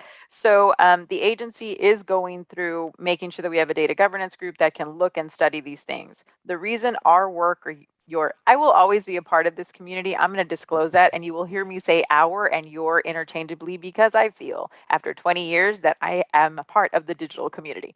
And so the reason the work that is being done with LTAC is so important is because those definitions will be part of the infrastructure, the data pieces going in to the reports that we're gaining from institutions. And so if we modify our definitions in any way, it is going to affect the way CBMs are collected. It is going to affect the way utilization reports are done. It's going to affect formula funding. It will affect a lot of things. And so the work, when we create or modify definitions or standards of practice in digital learning, they will 100% impact the rest. We're hoping the data modernization initiative, also a byproduct of it, is increasing communication within departments at the agency. So to avoid that siloed piece of, oh, we changed this, oh, and now we figure out that it affects these things, we will know those things on the onset. That sounds like a huge task. It is, but an exciting one, don't you think? And one that I think we will all be very happy once it has all gone into play. And nothing's going to go wrong in it, of course, right? No, that never happens. But we're going to depend on you all very heavily for user testing to make sure you can give feedback and go from there. Your institutional advancement officers as well are a big, big voice in the development of this initiative, but it should be good. The grass will definitely be greener on the other side. Thank you. I have a question for you, and I'm not sure if it should go here after gear updates. So I'll just go ahead and throw it out there, and then we can kind of discuss. One thing that I have a question about is, I believe it was sometime during the pandemic, so whenever that was, losing lots of time there. But the commissioner had a change to the online modality reporting, and he provided accommodation where schools didn't have to report certain online learning programs because we were all going virtual and all that. I know that ends, I guess, in the end of this, not academic year, but calendar year. I believe it's December 31st, 2021. So I'm curious if there's been any conversation within digital learning, the digital learning division, about that work that the commissioner had done, or can we discuss it here, or am I getting ahead of you in the agenda, anything like that? We can discuss it here if you would like. That's absolutely fine. And the gear report was kind of bundled up into the other report. So you're good. This is a good transition. Yes, that is set to expire in December.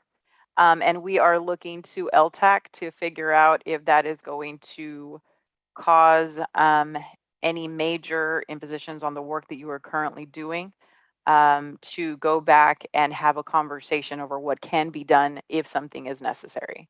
I know there's a very general answer, but we really are trying to hear from the field if that is going to need to be revisited. I know that Dr. Lofters at a meeting, I think last year, when the expiration was even sooner than December, mentioned to start making plans if you plan on institutionalizing any of your programs as fully online, to start to do the paperwork and the packets to make sure that they were in on time and that the proper modalities are being represented. And so I know that we're still encouraging you to do that if and when the December deadline cannot be extended. I would say, I'll take my LTAC chair hat off and on behalf of the Texas Tech University. We've had an internal conversation over the last several weeks about this because the rule is expiring, or the exemption is expiring calendar year. And as a system, we would like to see this extended at least through the current academic year, which would take us to August of 2022, or fall of 2022 gets started. Talking with obviously the registrar, both at the university, Angelo State, sciences centers. Thought is that changing in the middle of the year, it may cause more problems, and so that's kind of where we're sitting, and we would advocate for an academic year. So Justin, you dropped out a bit there at the end, but I think your recommendation was to extend the emergency guidelines through the end of the academic year, which would be summer of 22. Is that accurate? That is correct. Yes, Texas Tech, the system would encourage that to extend it beyond. I don't know if others have thoughts, but that's kind of where our system is sitting. This is Charlene, working with Katie with the Texas A&M system. We agree with what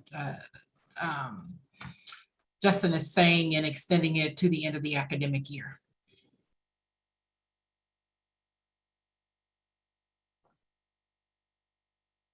I think just to echo what Charlene and Justin said, you know, SAC-COC gave that squishy guidance, Jacqueline's technical term, to say, do what you need to do to manage just within SAC-COC, because we were all in different stages of really trying to figure out, okay, just how disruptive is the Delta variant going to be specifically within our own communities, about how to, you know, if you started face-to-face and you had to jump off just because you couldn't bring students back, all of those different things. I do think that, you know, this is going to be, again, just a wild academic year. It's hard to predict what's going to happen in going into the winter, into January term, right? And so to the extent for learners, I think what everyone's trying to do is both that balancing of how do I deal with the immediate, and to a certain extent the positives of, oh wow, this could be a permanent change, right? But I think having that grace to go through a full academic year would certainly be of great benefit to our educational institutions.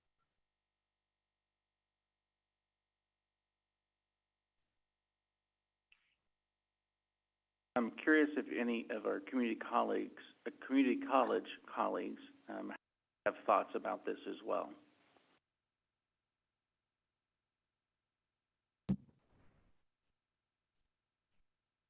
This is Janet Camps from Del Mar College. I do concur with the idea of extending that in the middle of the year types of change can be kind of disruptive and cause some eddying and swirling of the waters that disrupt some of the normal processes. So something towards the end of the year would be, I think, beneficial.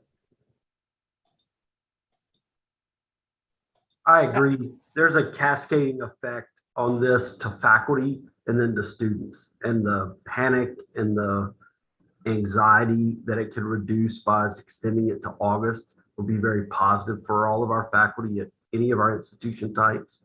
You know, I just watched what happened with the move to emergency remote for 2 or 3 weeks, whether you were at a community college, and you know the impact. And so this would feel like another whiplash for faculty. So I'm certainly with your recommendation, Justin.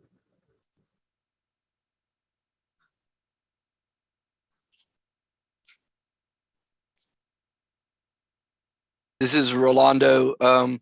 Just as many institutions are trying to stay the course and pivot back. I appreciate kind of that grace period. I mean, here at A&M Kingsville, we are staying the course, bringing things back online, activities. But I tell colleagues every day, we don't live hour to hour, we live minute to minute, and we're just changing. But again, everything evolves around us, and I know my colleagues in corporates are still remote. And part of the colleagues down in the valley are still remote. It's a different time. But anything that y'all can give us to give us that grace period or that assurance, to the next. I've been telling colleagues fall 21 and spring 22 is going to be our pivot backs, and hopefully by summer and fall of next year we are able to come back to sort of a new normalcy, but not new. Nothing that we can continue back to what we did in March of 2020. We're now probably do 2,000 hours of Zoom meetings a week now. It's part of our norm, our lives. Everybody has a webcam now. Everybody has higher bandwidth in their homes. But again, at the same time, just any kind of little grace period, appreciate it. Thank you guys.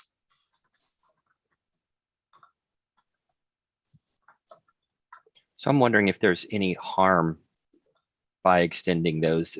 that those guidelines out to the end of summer. I can't think of any. It seems like it would be helpful in making sure that students can continue to be served in ways that keep them safe.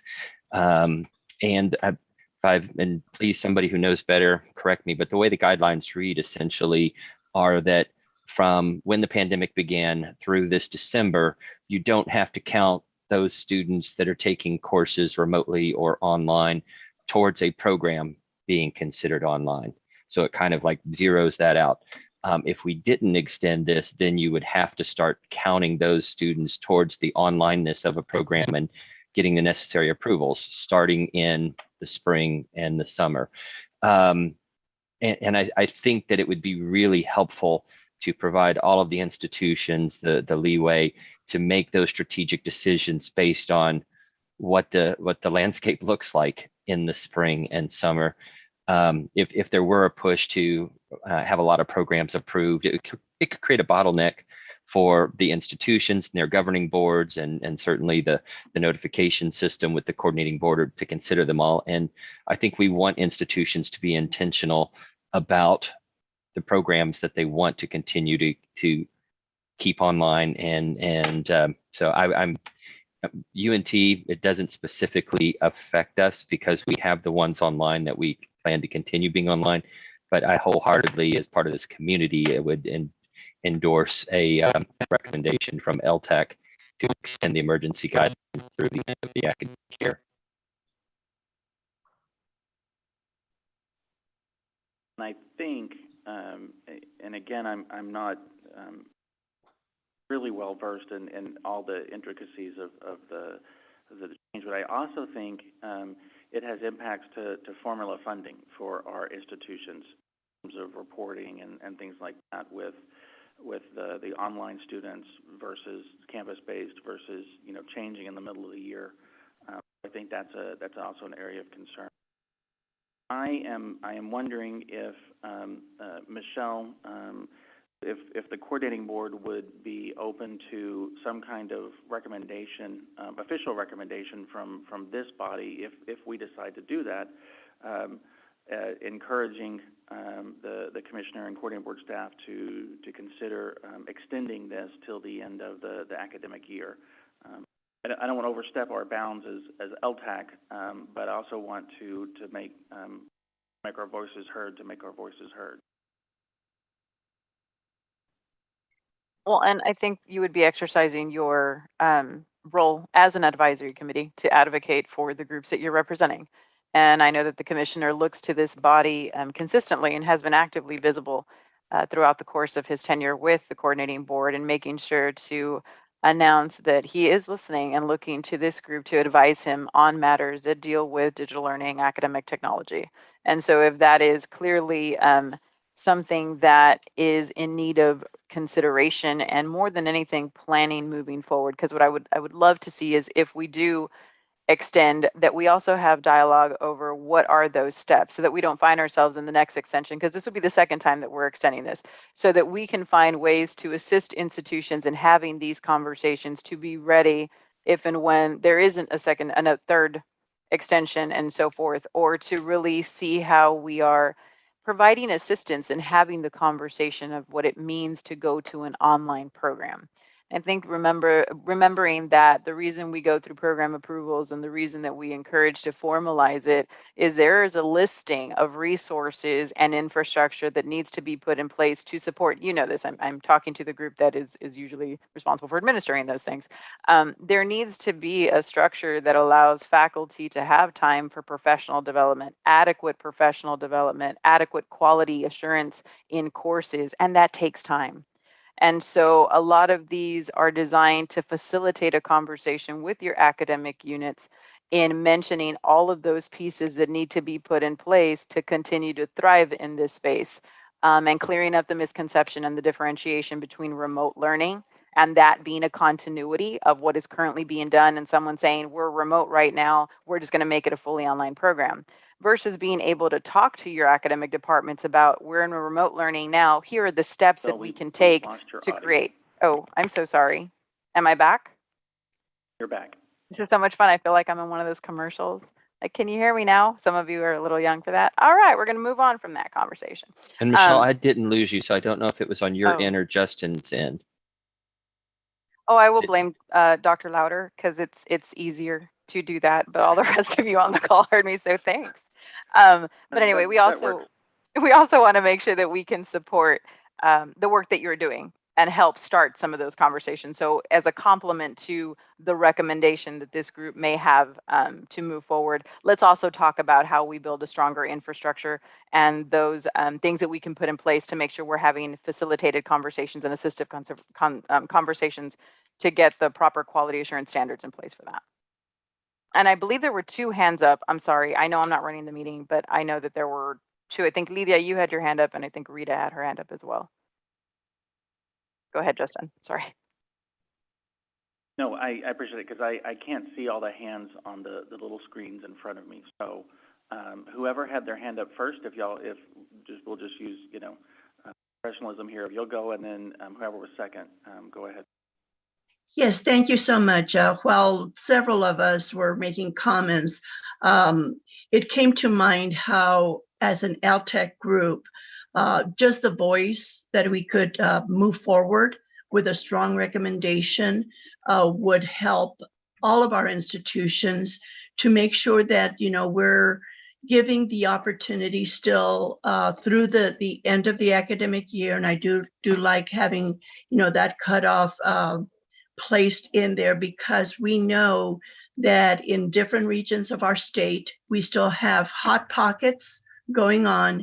And because of that, several of us are not fully back on board yet. At El Paso, we happen to be at a 50-50% right now. That's mainly our goal. We call it a hybrid model, but basically our students come to classes at least once a week, and then the rest of the time they are remote. And we have face-to-face in, of course, our career in technical that has been ongoing. But these guidelines from LTAC to help us also make sure that we have some of that infrastructure and those conversations, I think are going to be ideal, because I think that that's a perfect role for us to take, and perfect guidance for our institutions. And I'm sure that they would greatly appreciate that. Thank you for the time. And then I wanted to follow up on something both Patrick and Michelle said. With the extension of emergency, which I agree with, I'm wondering, though, what the pressure will be, at least from the student perspective. I'm hearing of lots of campuses where they're offering hybrid options, where they do have the opportunity for students to attend face-to-face, because that's definitely something that a lot of students have a preference for. But even when provided that opportunity along with the remote option, many students are still opting not to go in person face-to-face. So I'm wondering if there is going to be increased pressure from the student body to offer increased online or hybrid options. And so I'm wondering if there is an opportunity that, with the recommendation for an extension of this emergency extension, if it can also potentially include a pathway for universities to switch their programs to a distance program, because I have a feeling that that's going to be something that emerges. And thinking of that and considering that it has to go through this process and evaluation and submission that Michelle was talking about, I'm wondering how that process could potentially be streamlined and done in a way to where this committee has a capacity to review and approve all of those applications in a timely process. So that was my first comment. The second comment that I had was, again, from a student perspective. I have heard of a lot of students, particularly in doctoral programs, who are having a very difficult time continuing their programs. And so I know in my cohort, almost everyone who is in my, and I achieved candidacy right before the pandemic started, for context. I don't think, except for 2 people in my cohort, no one has defended their dissertation proposal. So they're not even at that point yet. And I've been hearing that, you know, from students all over the place. So I'm wondering if, I know that a lot of programs have requirements for how long students have to complete their dissertation requirements. And kind of going back to a comment someone earlier about how we can, you know, make sure that students don't stay ABD, but actually complete their PhD. I don't know who said that, but that was a great point. I'm wondering if there can be a recommendation for how universities can address those term limits and potentially offer an extension that's reasonable, that doesn't require a lot of work from the student, like to apply for an extension, so that it can accommodate the needs. Because particularly for students who are in working professional programs, and particularly as we have seen working mothers and non-traditional students who take advantage of distance education programs, I think they do need those extensions to be able to finish their program. And I think that will increase the overall graduation rate for a lot of our students. Thank you for the student perspective. I know that the time to degree or some of the rules actually come back to SAC COC, and I am not a SACS liaison, so somebody on the call that knows more about SACS, I think that that's a SACS role, I believe. Is that correct? Jacqueline, aren't you a? Yeah, I'm sorry. Can you say that again? I didn't quite catch all of it, Justin. The time students have to finish a doctoral program, isn't that part of SACS requirements? Or however many years they get, or is that institutional? That's an institutional requirement. So Rita, that there could be something in there as well. I thought it was maybe a requirement with accreditation, but anybody else with you know where comments it does, about, Justin, I think where some of the counting does come in is the 10-year completion report, right, for coordinating board. So again, it varies on the program and on the audience, and so it's more of a local decision, and we see it statewide in that 10-year report that coordinating board asks of us. Thank you.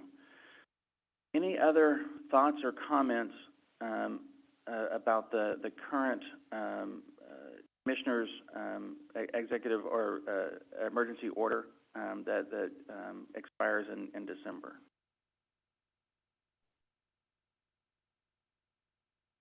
So what I would like to do, oh, sorry, who was that? I think you're going there anywhere, Justin. I was just going to request that you draft something that we could support. You know, that's my request. It sounded like there's general consensus around the intent of your request, and I think having something in writing from us. And I like Dr. Singh's recommendation. I was thinking the same. All right, we'll get an extension, but what are the steps to prepare? Because that'll be the last, right? So what are the steps to prepare for that? What do you need to evaluate? You know, like those things we used to do in WCET, the tip sheets. So I think that would be helpful.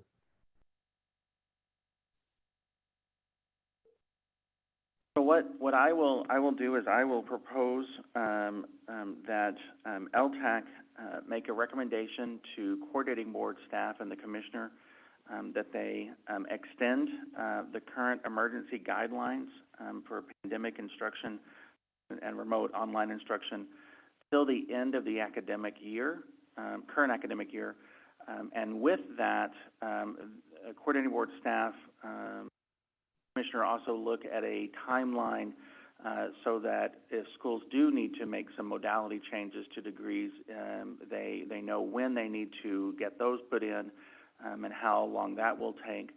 I'd also say that hearing a recommendation from this group that we look at ways that this will continue to support our distance learners and our students and help them as they continue toward time of degree, or time to degree, excuse me.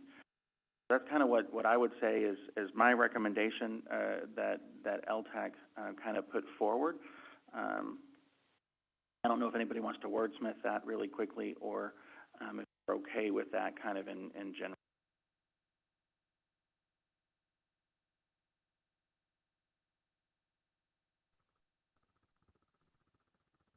I'm okay with it. I like the wording. We'll take motion and second. Second. All those in favor of sending forth the recommendation to coordinating board staff and the commissioner that the emergency guidelines continue till the end of the current academic year, please signify by raising your hand, either physically or with the Zoom hand, or by saying aye.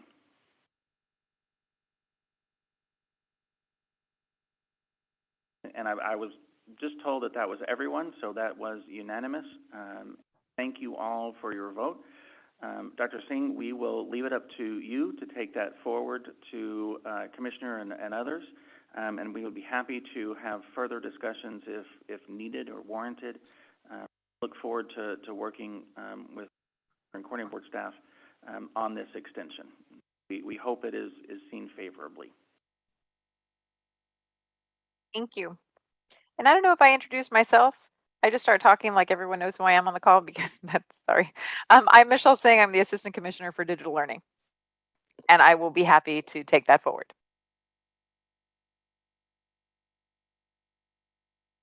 Thank you. So now that actually takes us through item number 12 in our agenda, unless, Dr. Singh, was there anything else you needed to say about gear updates? No, it was infused into the presentation, but I do highly recommend that all of you go on to the coordinating board page and really start to look at the options, the opportunities that are out there right now. There are several grants that are out I'm going to put this in the chat. I think I can do that. And this is one of the places. Actually, Dr. Singh, I believe the chat is not part of open records and open meeting because it's not put in YouTube. So what we Let me say that out loud. do is, yes. Yes, let me do that. Feel free to go to the coordinating board website, and you can easily look on the right-hand column that actually has opportunities. You can click on any one of the grants, and it'll open up the larger grant page. There we go. But be looking out and in constant communication with your administration at your institutions, and each institution has a THECB liaison that will be receiving the information for grants. There are several that are out right now, and several that will be forthcoming in the next couple of months, thanks to GEAR. Make sure that you're looking out for those things. If there's anything in particular as far as digital learning goes or anything, I know that we will be launching our Moving Forward grant in the next month or so. We will send that out to all of our different channels that we have for learning technology. But make sure to keep your eyes and ears open for these opportunities that are coming out. They are having a quick turnaround. And so I definitely encourage you to be actively looking for this information because the time period for execution, for review, and awarding is condensed on several of these. Thank you very much. We will now continue in our agenda to item number 13, which is definitions and standards regarding distance education. And I will turn it over to Mr. Patrick Plush. Thank you, Justin. If you've been on LTAC, then you know what this is. If you're new, then this may be a brand new topic to you, but it is work that is being undertaken by LTAC as a separate committee to review the definitions and standards related to distance learning with an opportunity to make recommendations to revise those. Currently, the definitions are encoded in Texas Education Code, and it would require going through the coordinating board and the legislature to update those. And it has all kinds of repercussions with what institutions are asked to report, including possibly how they are funded. And so we want to make sure that we get this right I was actually serving on LTAC when these definitions were revised. I believe that was about 2009. And we've had to live with some of the idiosyncrasies that those decisions then made, including how we define hybrid as hybrid online, 50 to 85%. And then we have, if it is more than 85%, it's considered fully online. But then when we look at some of the coordinating board information, it refers to programs that are 100% online versus fully online. So there's some confusion there. We have an opportunity to revisit that, make sure that it makes sense. If a student has to come to a campus 15% of the time, then you really don't want to be, or 14% of the time, advertising it as fully online, because there are expectations on them that they may not recognize just by the name that we're using of it. So we decided that, yes, this merited a subcommittee. We have formed discovery groups, work groups that are around 3 different themes or areas within definitions and standards. There is one that I am chairing that is looking at the data that is collected now, the data that we might like to see collected, other data sources that may be collected outside of our institutions in Texas that would be useful to us. One that comes to mind is NC Sarah, collecting information about our delivery of courses outside of Texas, and other institutions outside of Texas serving students who are in Texas. Then there's one on the program approval process and whether the system that we have set up is working for us, if we should reconsider that, make modifications to it. And then one that is specifically about the definitions. And these are intertwined. So the discovery groups are really an opportunity for a subset of individuals serving on the subcommittee of definitions and standards to really dig in. And we're starting with a landscape analysis. So all 3 of these work groups or discovery groups have met this week. Justin is chairing the work group that is on program approval.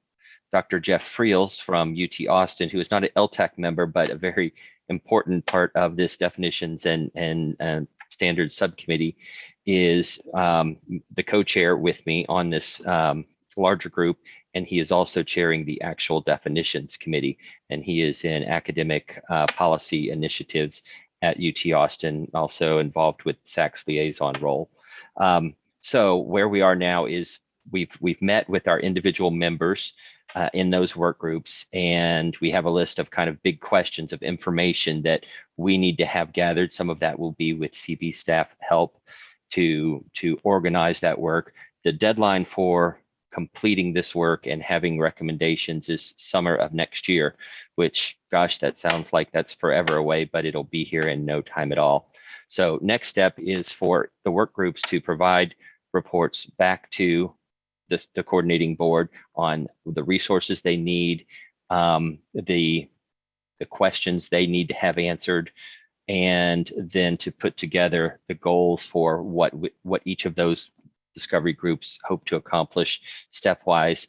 The coordinating board will put together the timeline to organize that work, because we recognize as we're moving through the work of the work groups that we will need to have more cross-pollination and understanding of how the data needs are reflected in how we might want to change definitions, for example, and then how that might trigger impact the program approval process. So Justin, as another work group chair, is there anything that you would like to add to that brief update? Just the program approval committee met. We had a very spirited debate. We had to stop it because we went after 5, and I think we probably would have gone a little bit longer.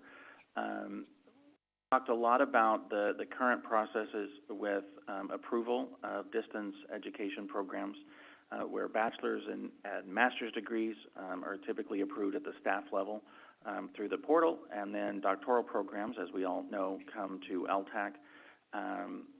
But as distance ed has grown, our online learning has grown throughout the state, having conversations around student services and things like that, and only focusing on doctoral programs, the group thought may not be the best way forward, because all students need support services, and all students access to different things. So lots of conversation on how does that program approval process work moving forward. Also discussions on trying to align that process with things like SACS, COC, and NC SARA, especially when you look at like the SACS definition of distance education. It's anything over 50%. And so kind of looking through that and what you have to get approved. It was a very, very good discussion and meeting with members on that working group that Patrick discussed, and I think has a lot of work ahead of us, but very exciting work, something that's been needed for many years. And I want to again thank Dr. Singh and coordinating board for kind of putting this out in front and supporting us as we've continued to talk about the need to update these rules and definitions and codes to better align with distance ed as we know it today. Thank you, Justin. And now I would entertain any questions from LTAC members.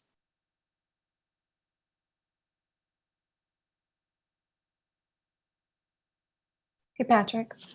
Yes, Sarah. You mentioned 3 work groups. Can you say again what those 3 were? I heard the data and then the program approval group. And definitions is a subgroup of the definitions and standards subcommittee. So okay. The third one is definitions. Okay, thank you.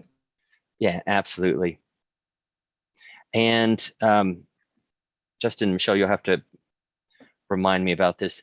I would like to be inclusive as possible with the work groups and the larger group. I think there are some concerns about having too many people such that bringing that subcommittee together would constitute a quorum for LTAC. And so while we want to include everybody's input in what we're doing and keep you up to date as well, there are some limitations about making those work groups and the subcommittee too large, such that it would require us to observe open meeting acts and post agendas and all of that kind of stuff. Am I on base in remembering that correctly, Justin and Michelle? Yes, that's exactly right. The committee that Patrick is co-chairing includes a few LTAC members and also a few members that are not on LTAC. As Patrick said, if we had too many LTAC members, and it could be seen as a quorum, to follow open meetings and all that, which is not a bad thing, and we're not saying that, but we also wanted to get some voices that were not regularly represented here on LTAC to have some different. I am not sure, Michelle may know, but I don't remember off the top of my head how many members are LTAC members and how many are non-members. Fairly small group, but very active. I don't know if you get us on the members. So it's changed because when we originally started, we started with some LTAC members who are no longer on LTAC. So now they have become part of the community advisory group. So I will get you the official number. There will be room for discussion, though. If I'm hearing Patrick and Justin correctly as well, there'll be regular updates coming to this committee on the work and the progression that is done, and in compliance with what Justin just mentioned. If we need to ping anyone in particular because of an expertise or a specific area that you hold more information, your institution has more information on, then you will be asked to participate in the conversation and still remain in compliance if everyone. So there will be multiple opportunities to provide feedback for the committee itself. Thank you for that clarification. Any other questions for Patrick about the definitions and standards?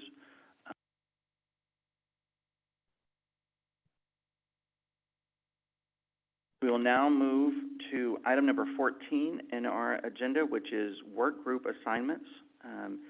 For our new members, the LTAC has a number of work groups and subcommittees that get together at all of our scheduled meetings, sometimes in between, to discuss items relevant to LTAC. You heard from Dr. Mock quite a bit today because she does chair our Doctoral Proposal Subcommittee, and they probably meet more outside of LTAC than they do within a part of LTAC meeting because they have to do reviews of doctoral programs forthcoming to this group.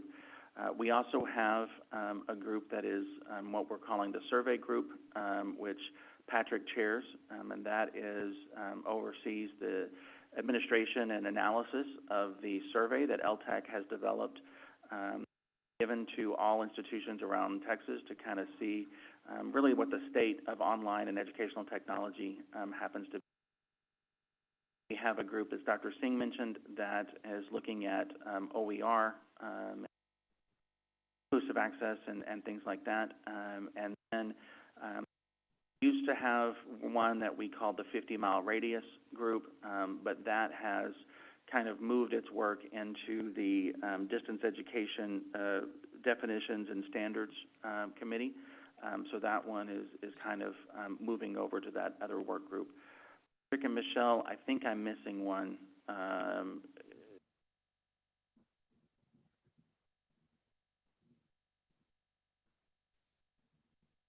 think, Michelle, you should go ahead. Did I get them all right out of memory? That's pretty good. I believe you did.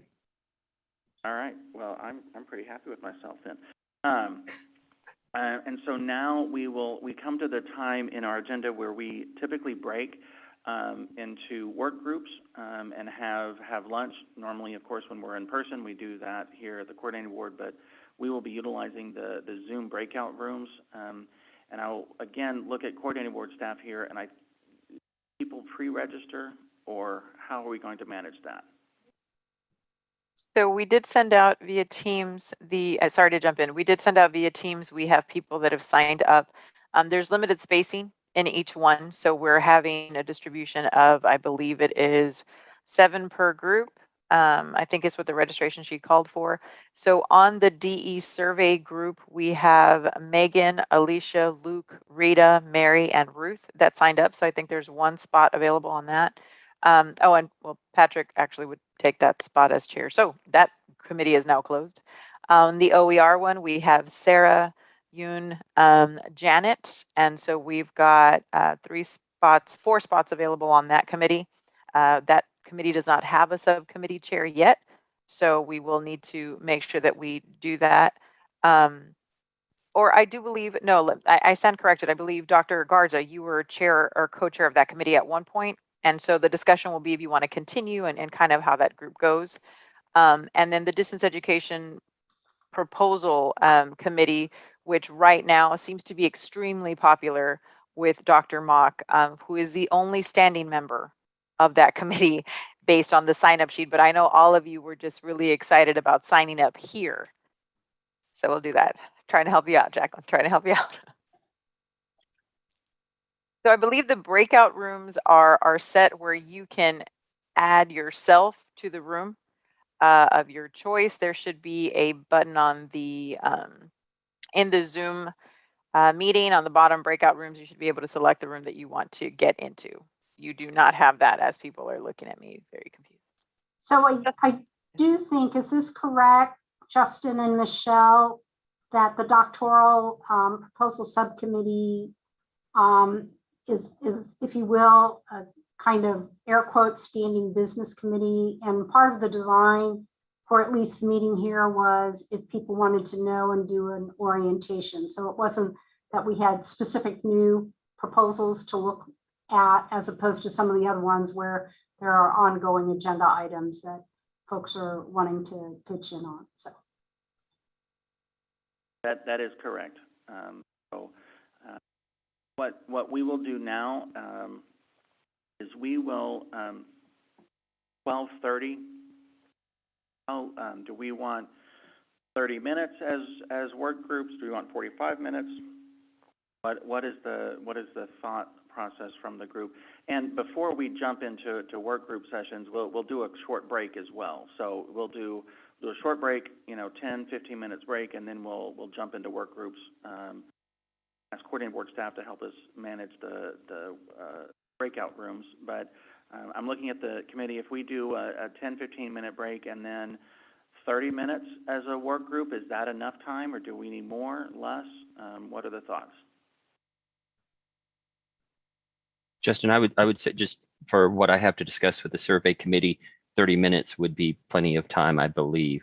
I also wanted to share that, knowing that the importance of Dr. Mock's committee, if there are survey subcommittee members who are interested in attending that, I can send you a brief update on what was discussed in the survey group as well. So just to balance out the discussion and the work groups and contribute to the important work that the Doctoral Proposal Review Subcommittee does, I wanted to provide that Well, I suggestion. can't leave Jacqueline, so I thought I was still on the group with her. We're a matched pair. And I believe some members may have had issues accessing some of the Teams documents, so sign in for that. We will work on that before the next meeting to make sure everybody has access to that. But what I'm hearing, based on Patrick's recommendation, it is 12:32, so we'll do like a 10-minute break, and then we'll do 30 minutes within our committees, and then we will come back as an LTAC at approximately, let's say 1:10, so that give or take, enough time there. And at 1:10, we will pick up with our agenda with item number 16, which is work group session reports. We'll discuss kind of next steps for LTAC. So we will take about a 10-minute break, and then we'll do, roughly 30 minutes as a work groups, individual work groups, and we will come back together at 1:10. Justin, before we break, can you just explain to everyone, should we stay on and we're being moved into breakout rooms? So we should stay in this main Zoom, or did we actually get links to join us? I believe we're just moving you. Is that correct? We're just moving you, so please stay within the main Zoom room, and coordinating board staff will move you over shortly.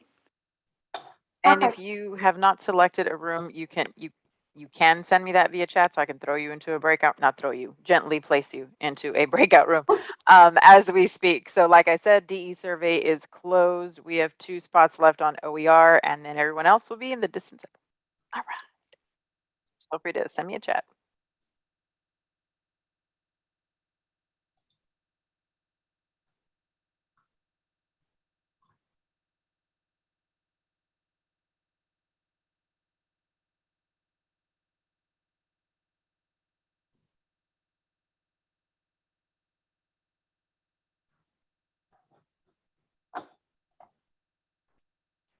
Is somebody gonna throw me into a room?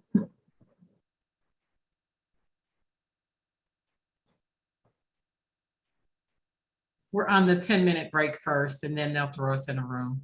Oh, gotcha. Thank you, Charlene, for clearing that up.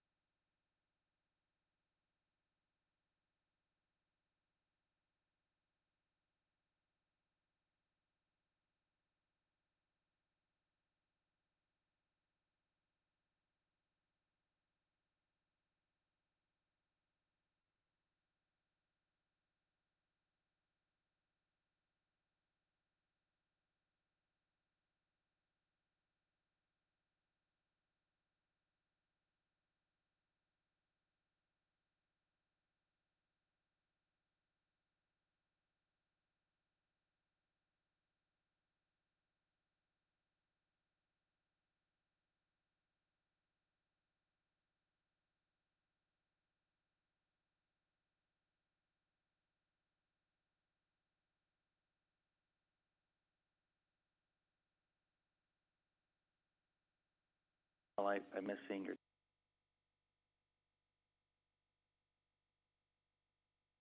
last meeting, I guess, when I came to visit.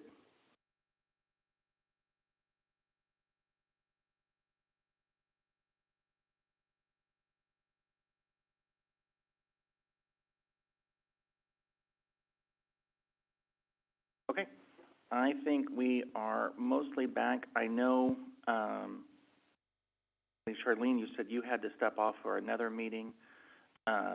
So I know you're going to have to step off shortly, which is okay. We've gone through most of all of our voting items,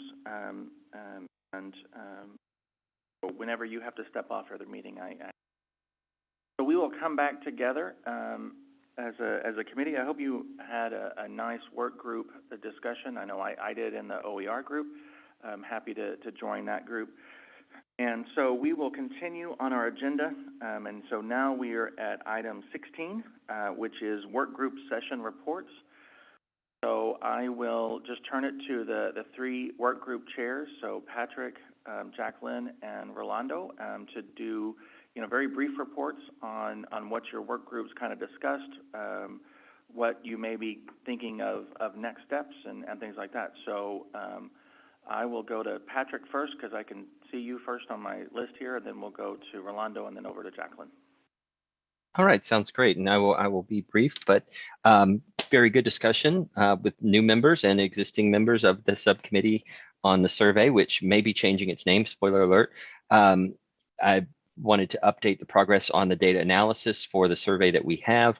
Had finished the quantitative analysis before our June meeting, handed over the qualitative data for analysis by the coordinating board, and have gotten that back and am putting it into the survey results document to provide to Dr. Singh, who will then make sure it travels through all the right approval channels at the coordinating board, including the data collection subcommittee and up through the commissioner before that is released.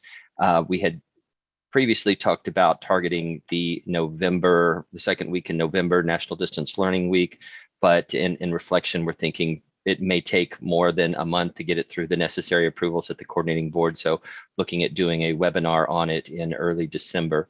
With the other topic of discussion was the interest in the sustainability of this survey administration long-term. It has been a volunteer effort for the committee working together on it. The University of North Texas contributing the survey platform. And should I win the lottery, what happens to the survey? We think it's important enough. We don't want it to go away. And certainly, go ahead. If you win a lottery, won't it become the Patrick Plus Distance Education Survey, and you just give us an endowment to pay for it? Isn't that what it would be? Maybe. Yeah, that's a good idea. Okay, so we've got that on a recording somewhere now. That's fantastic. But in the meantime, what we discussed was the interest in centralizing the administration of it, as well as the data analysis and the data dissemination. We've seen a prototype before that Mark Garcia from Collin College helped us program exactly what we were talking about, where you could search based on the different tool usage and parameters and see institutions like yours that you might like to network. All of that would be in the type of support for things that Michelle said emerged as a theme from the work of the design group that was looking at what to put in the Clearhouse. How do you build community? Well, you identify people who have similar profiles, and then you put them together, and that could be around technology usage too. But there were concerns about that being something that was created outside of the coordinating board, and even though it was data collected under the auspices of the coordinating board and LTAC, is it okay to link out to that, and what are the data security issues? And so a recommendation from this group, and not something that needs to be voted on. When I say recommendation, I'm going to say informal, is that we work in the coming months with due diligence to look at centralizing the survey and administration of it, but then also broadening opportunities to get information from other constituencies, not just institutional representation of their distance learning needs.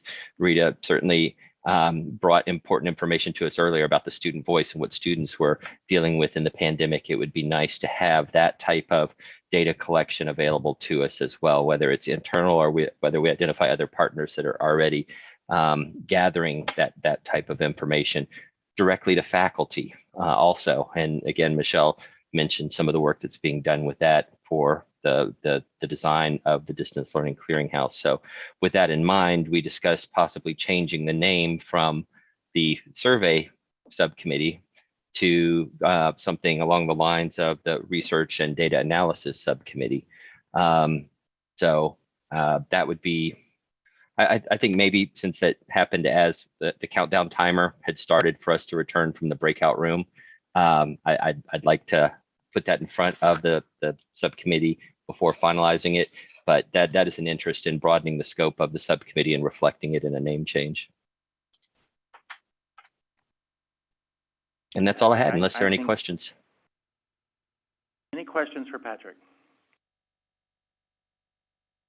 I think the research and data analysis subcommittee, that's more inclusive of what y'all are starting to do, because it's more than just a survey, and you know, have done a lot of analysis. But we can talk about that further at another.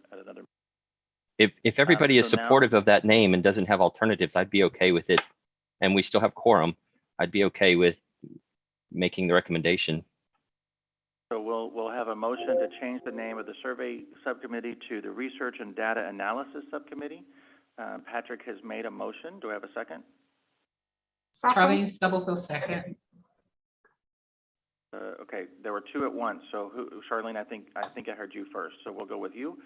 So all those in favor of changing the name, please signify by raising your hand or using the Zoom feature or saying aye. Please do not use the chat.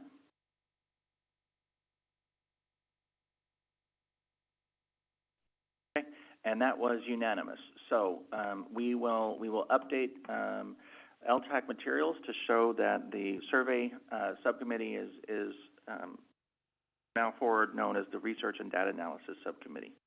Okay. Justin? We'll go to. Sorry. Yes, ma'am. Sorry.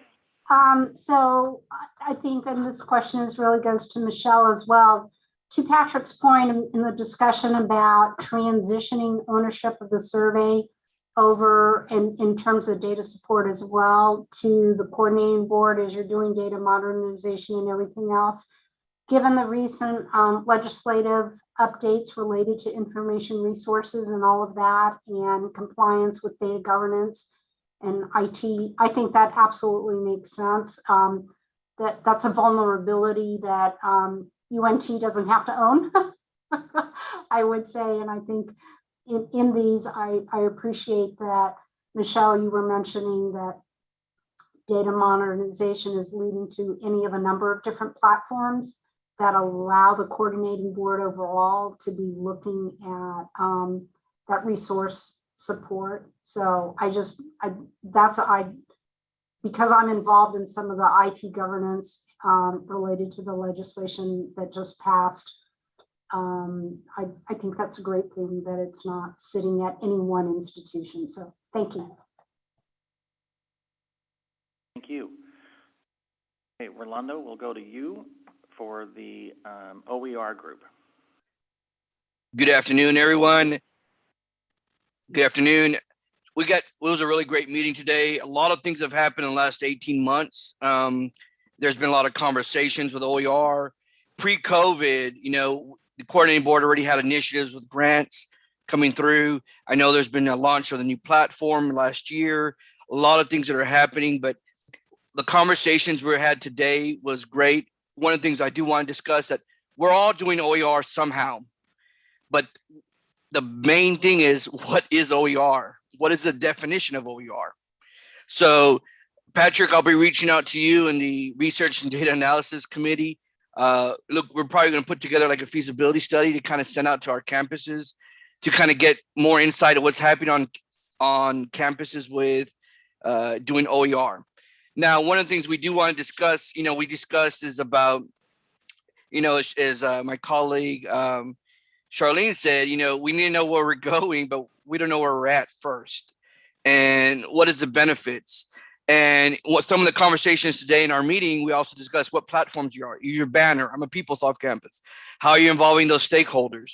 You know, there's going to be conversations with publishers, but as Justin said, there's, you know, OER does cost something. Faculty time, development time. You know, there's low to no cost, but how do we, you know, you talk about accessibility, the foundations, the training. So we definitely want to put together a feasibility study. I did get, you know, we did get some more insight. We'll be meeting outside of LTAC.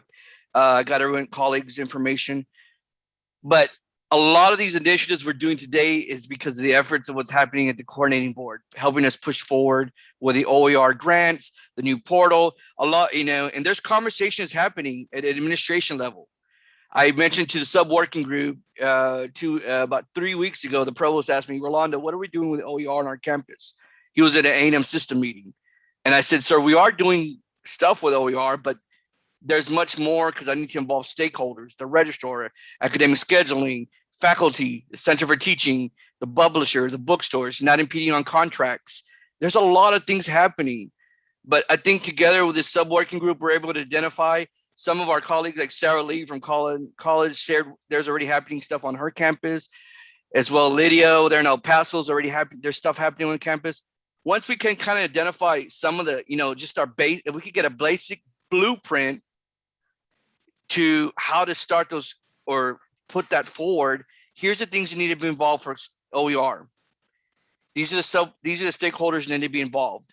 And then it's going to be having you, these leaders, if you're going to partake on this or talk to your colleagues that are respected on campus, to start those conversations. All of us have passions. We all want to save money. We want to help the students. We want to help faculty. We also need to educate our staff, the administration, your stakeholders, because this might change into a new definition on campus where it's, okay, I got an online course, a hybrid course, an OER course. It's now, but it also talks about the programming behind the scenes. I appreciate the coordinating board for giving us access to, I know we have a couple hiccups with the teams, you know, and so forth, but giving us a portal to kind of start putting all that documentation together. To the sub-working group for OER, these are conversations we'll be meeting outside, but I, you know, thank you to everyone that's looking forward, you know, to helping a student, right? From application to graduation, right? We want to help those students finish school and continue, and some of them continue to their master's and doctoral. So thank you. Any questions? I'll just say, because I was part of the group, one thing we talked about, if anybody's aware, not this current legislative session, but I believe it was the previous one, or it may have been two back, that there was legislation that was passed that says that schools need to inform their students what classes utilize OER as part of the registration process. So one area we discussed was possibly looking at adding a question to our survey to see how schools are doing that. Have they integrated that with their SIS? Are they doing that through their bookstore? Are they doing that through, you know, the library? Are they doing it through something else? But how are they getting that information to students? The other thing that we talked about is, as Rolando said, that OER has many different, much like has many different definitions, but many people think it's always free. And so, you know, coming up with some of those foundational things.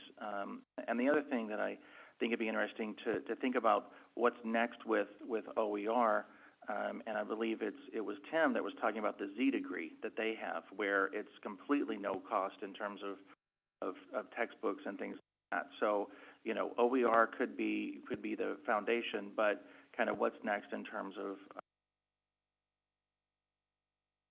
for students. So I appreciate the group letting me kind of jump in.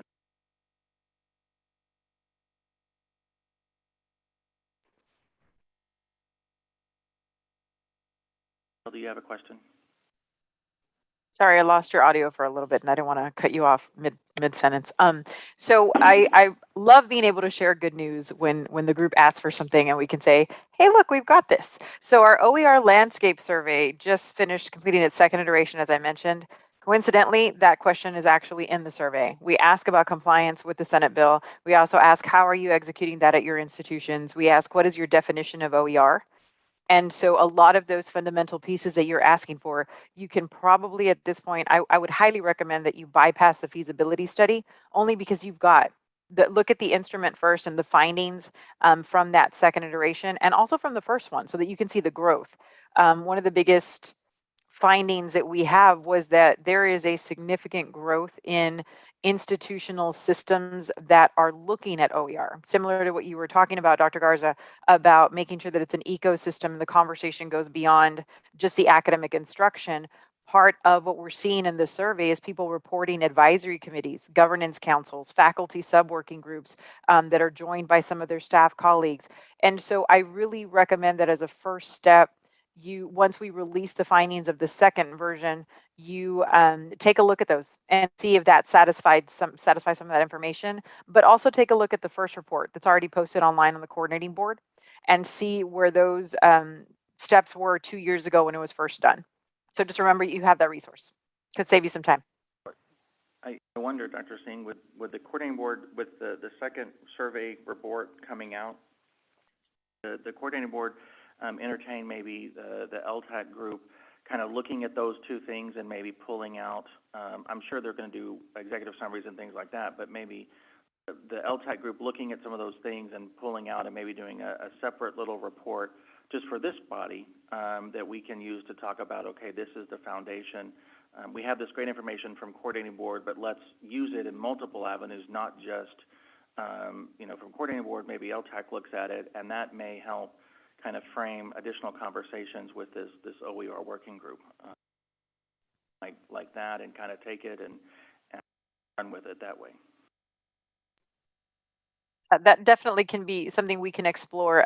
The other thing that I'd love to do, and I'll make a side meeting with the committee chairs and anyone in that committee that would like to meet, is I'd really love to have you very much involved in the OER services and programming that we're designing from the coordinating board to our institutions. The way that we ask for the design research aspect to influence the clearinghouse, we want this body to be very active in the work that we're doing to strengthen our OER presence in our institutions and the resource for the resource. So we want to make sure that we have that open dialogue going forward. But yes, that'll be great. We can share some of the data and then as well have some of that influential conversation when it comes to programming, if you're open to that.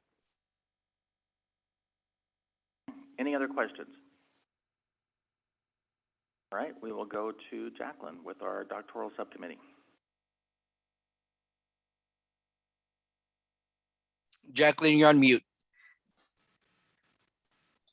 Full LTAC certainly had evidence from today's meeting of what we do in the doctoral proposal subcommittee. I'm really delighted that Janet, Michelle, and Julie will work with Pam Davis and me on this committee, and we did an orientation session and just are really pleased to be able to comment on the rigor that universities are putting forward for distance education doctoral programs.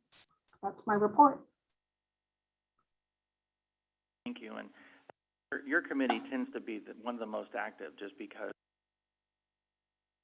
we've had 4 doctoral proposals, and I know in talking to coordinating board staff. Any questions about the doctoral subcommittee? So with that, then, I'm sorry, let me go back to my agenda. We are now, we've already considered recommendations for the work group sessions. We've changed the name of the one survey group, so we've gone through 17. So now we will go to item number 18 in our agenda, which is discussion of future agenda items and meeting dates.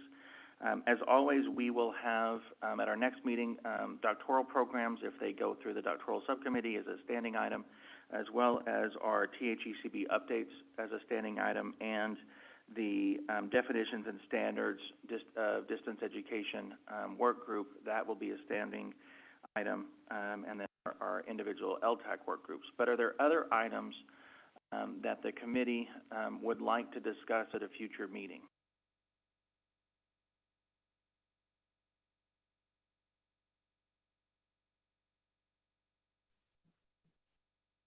Justin, this may come back out of THECB updates and recommendations or considerations of recommendations, but we made this recommendation to extend this grace period and create some type of strategic communication plan so that institutions know how to successfully transition to degrees online ongoing. Would love to make sure that we know if that recommendation is approved, and then I think some insight into how that is implemented. What does that comm plan look like?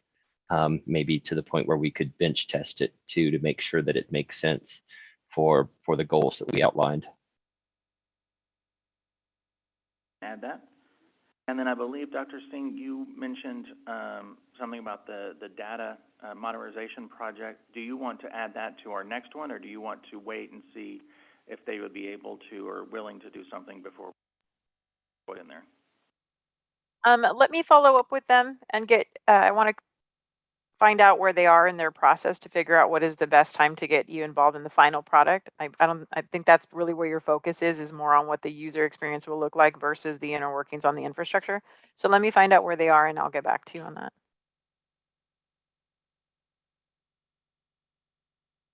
Anything else that is top of mind for our members? The other thing that might be interesting, although we may have thought legislative sessions were over, but they're now, of course, in a third special session. I don't know, and this would be the coordinating board staff, I don't know if there were any bills or things in any of these special sessions that might be of interest to the LTAC group. If there are, would coordinating board mind giving a brief update on legislative? Middle of the third session now.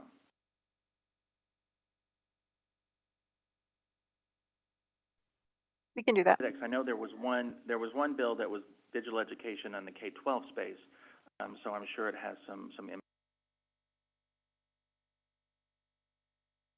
Any other thoughts from members?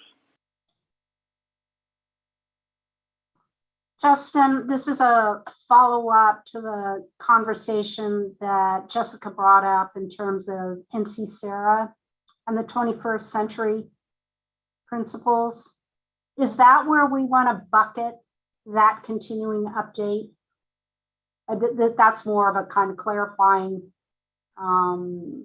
question for me, that if we can expect that's where we'll have that conversation located to keep us apprised of, yes, LTAC or coordinating board actually has membership to be able to provide input, because it's just going to overlap where we get with the work group on definitions. And so I just was curious if we need to have a separate item or whether we just drop that in the NC Sarah update. Thank you.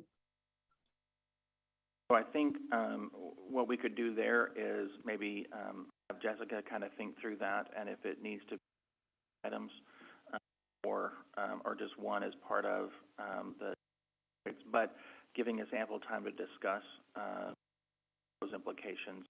Also, maybe not just a quick high-level update, maybe a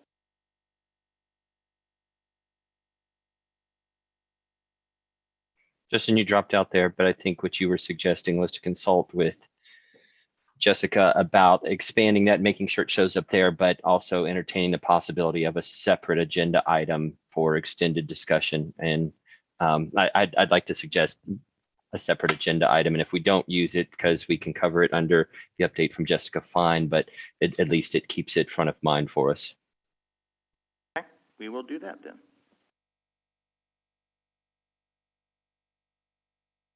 Anything else?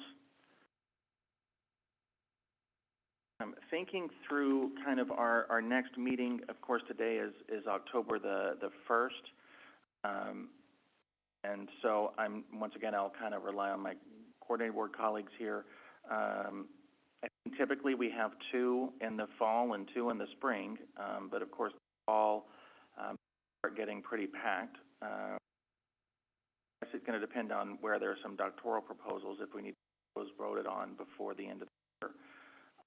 So, Dr. Singh, is there any preference from coordinating board as to when we look at the next meeting? Our next board meeting, I believe, is already somewhat scheduled. So as long as it's a month beforehand so that we have ample time to go through the proposals and approvals before they need to go to cause and to board. When is the second board meeting from now? We are should be in January. Is that right? So if it's January, we will need to meet in December. If there are program proposals, If there are doctoral program Okay. proposals. So we will start looking at that, and let me also ask here, and I'm fine sitting, I'm not really alone, but I'm fine sitting alone here on the coordinating board, but Dr. Singh, has there been any discussion on groups coming back face-to-face, or is that kind of up to the individual committees as long as the chair is present? Or is that something, because if we need to start thinking about coming together in person, I think people need to start thinking through that and talking through institutions to make. What's the coordinating board's thoughts at this time?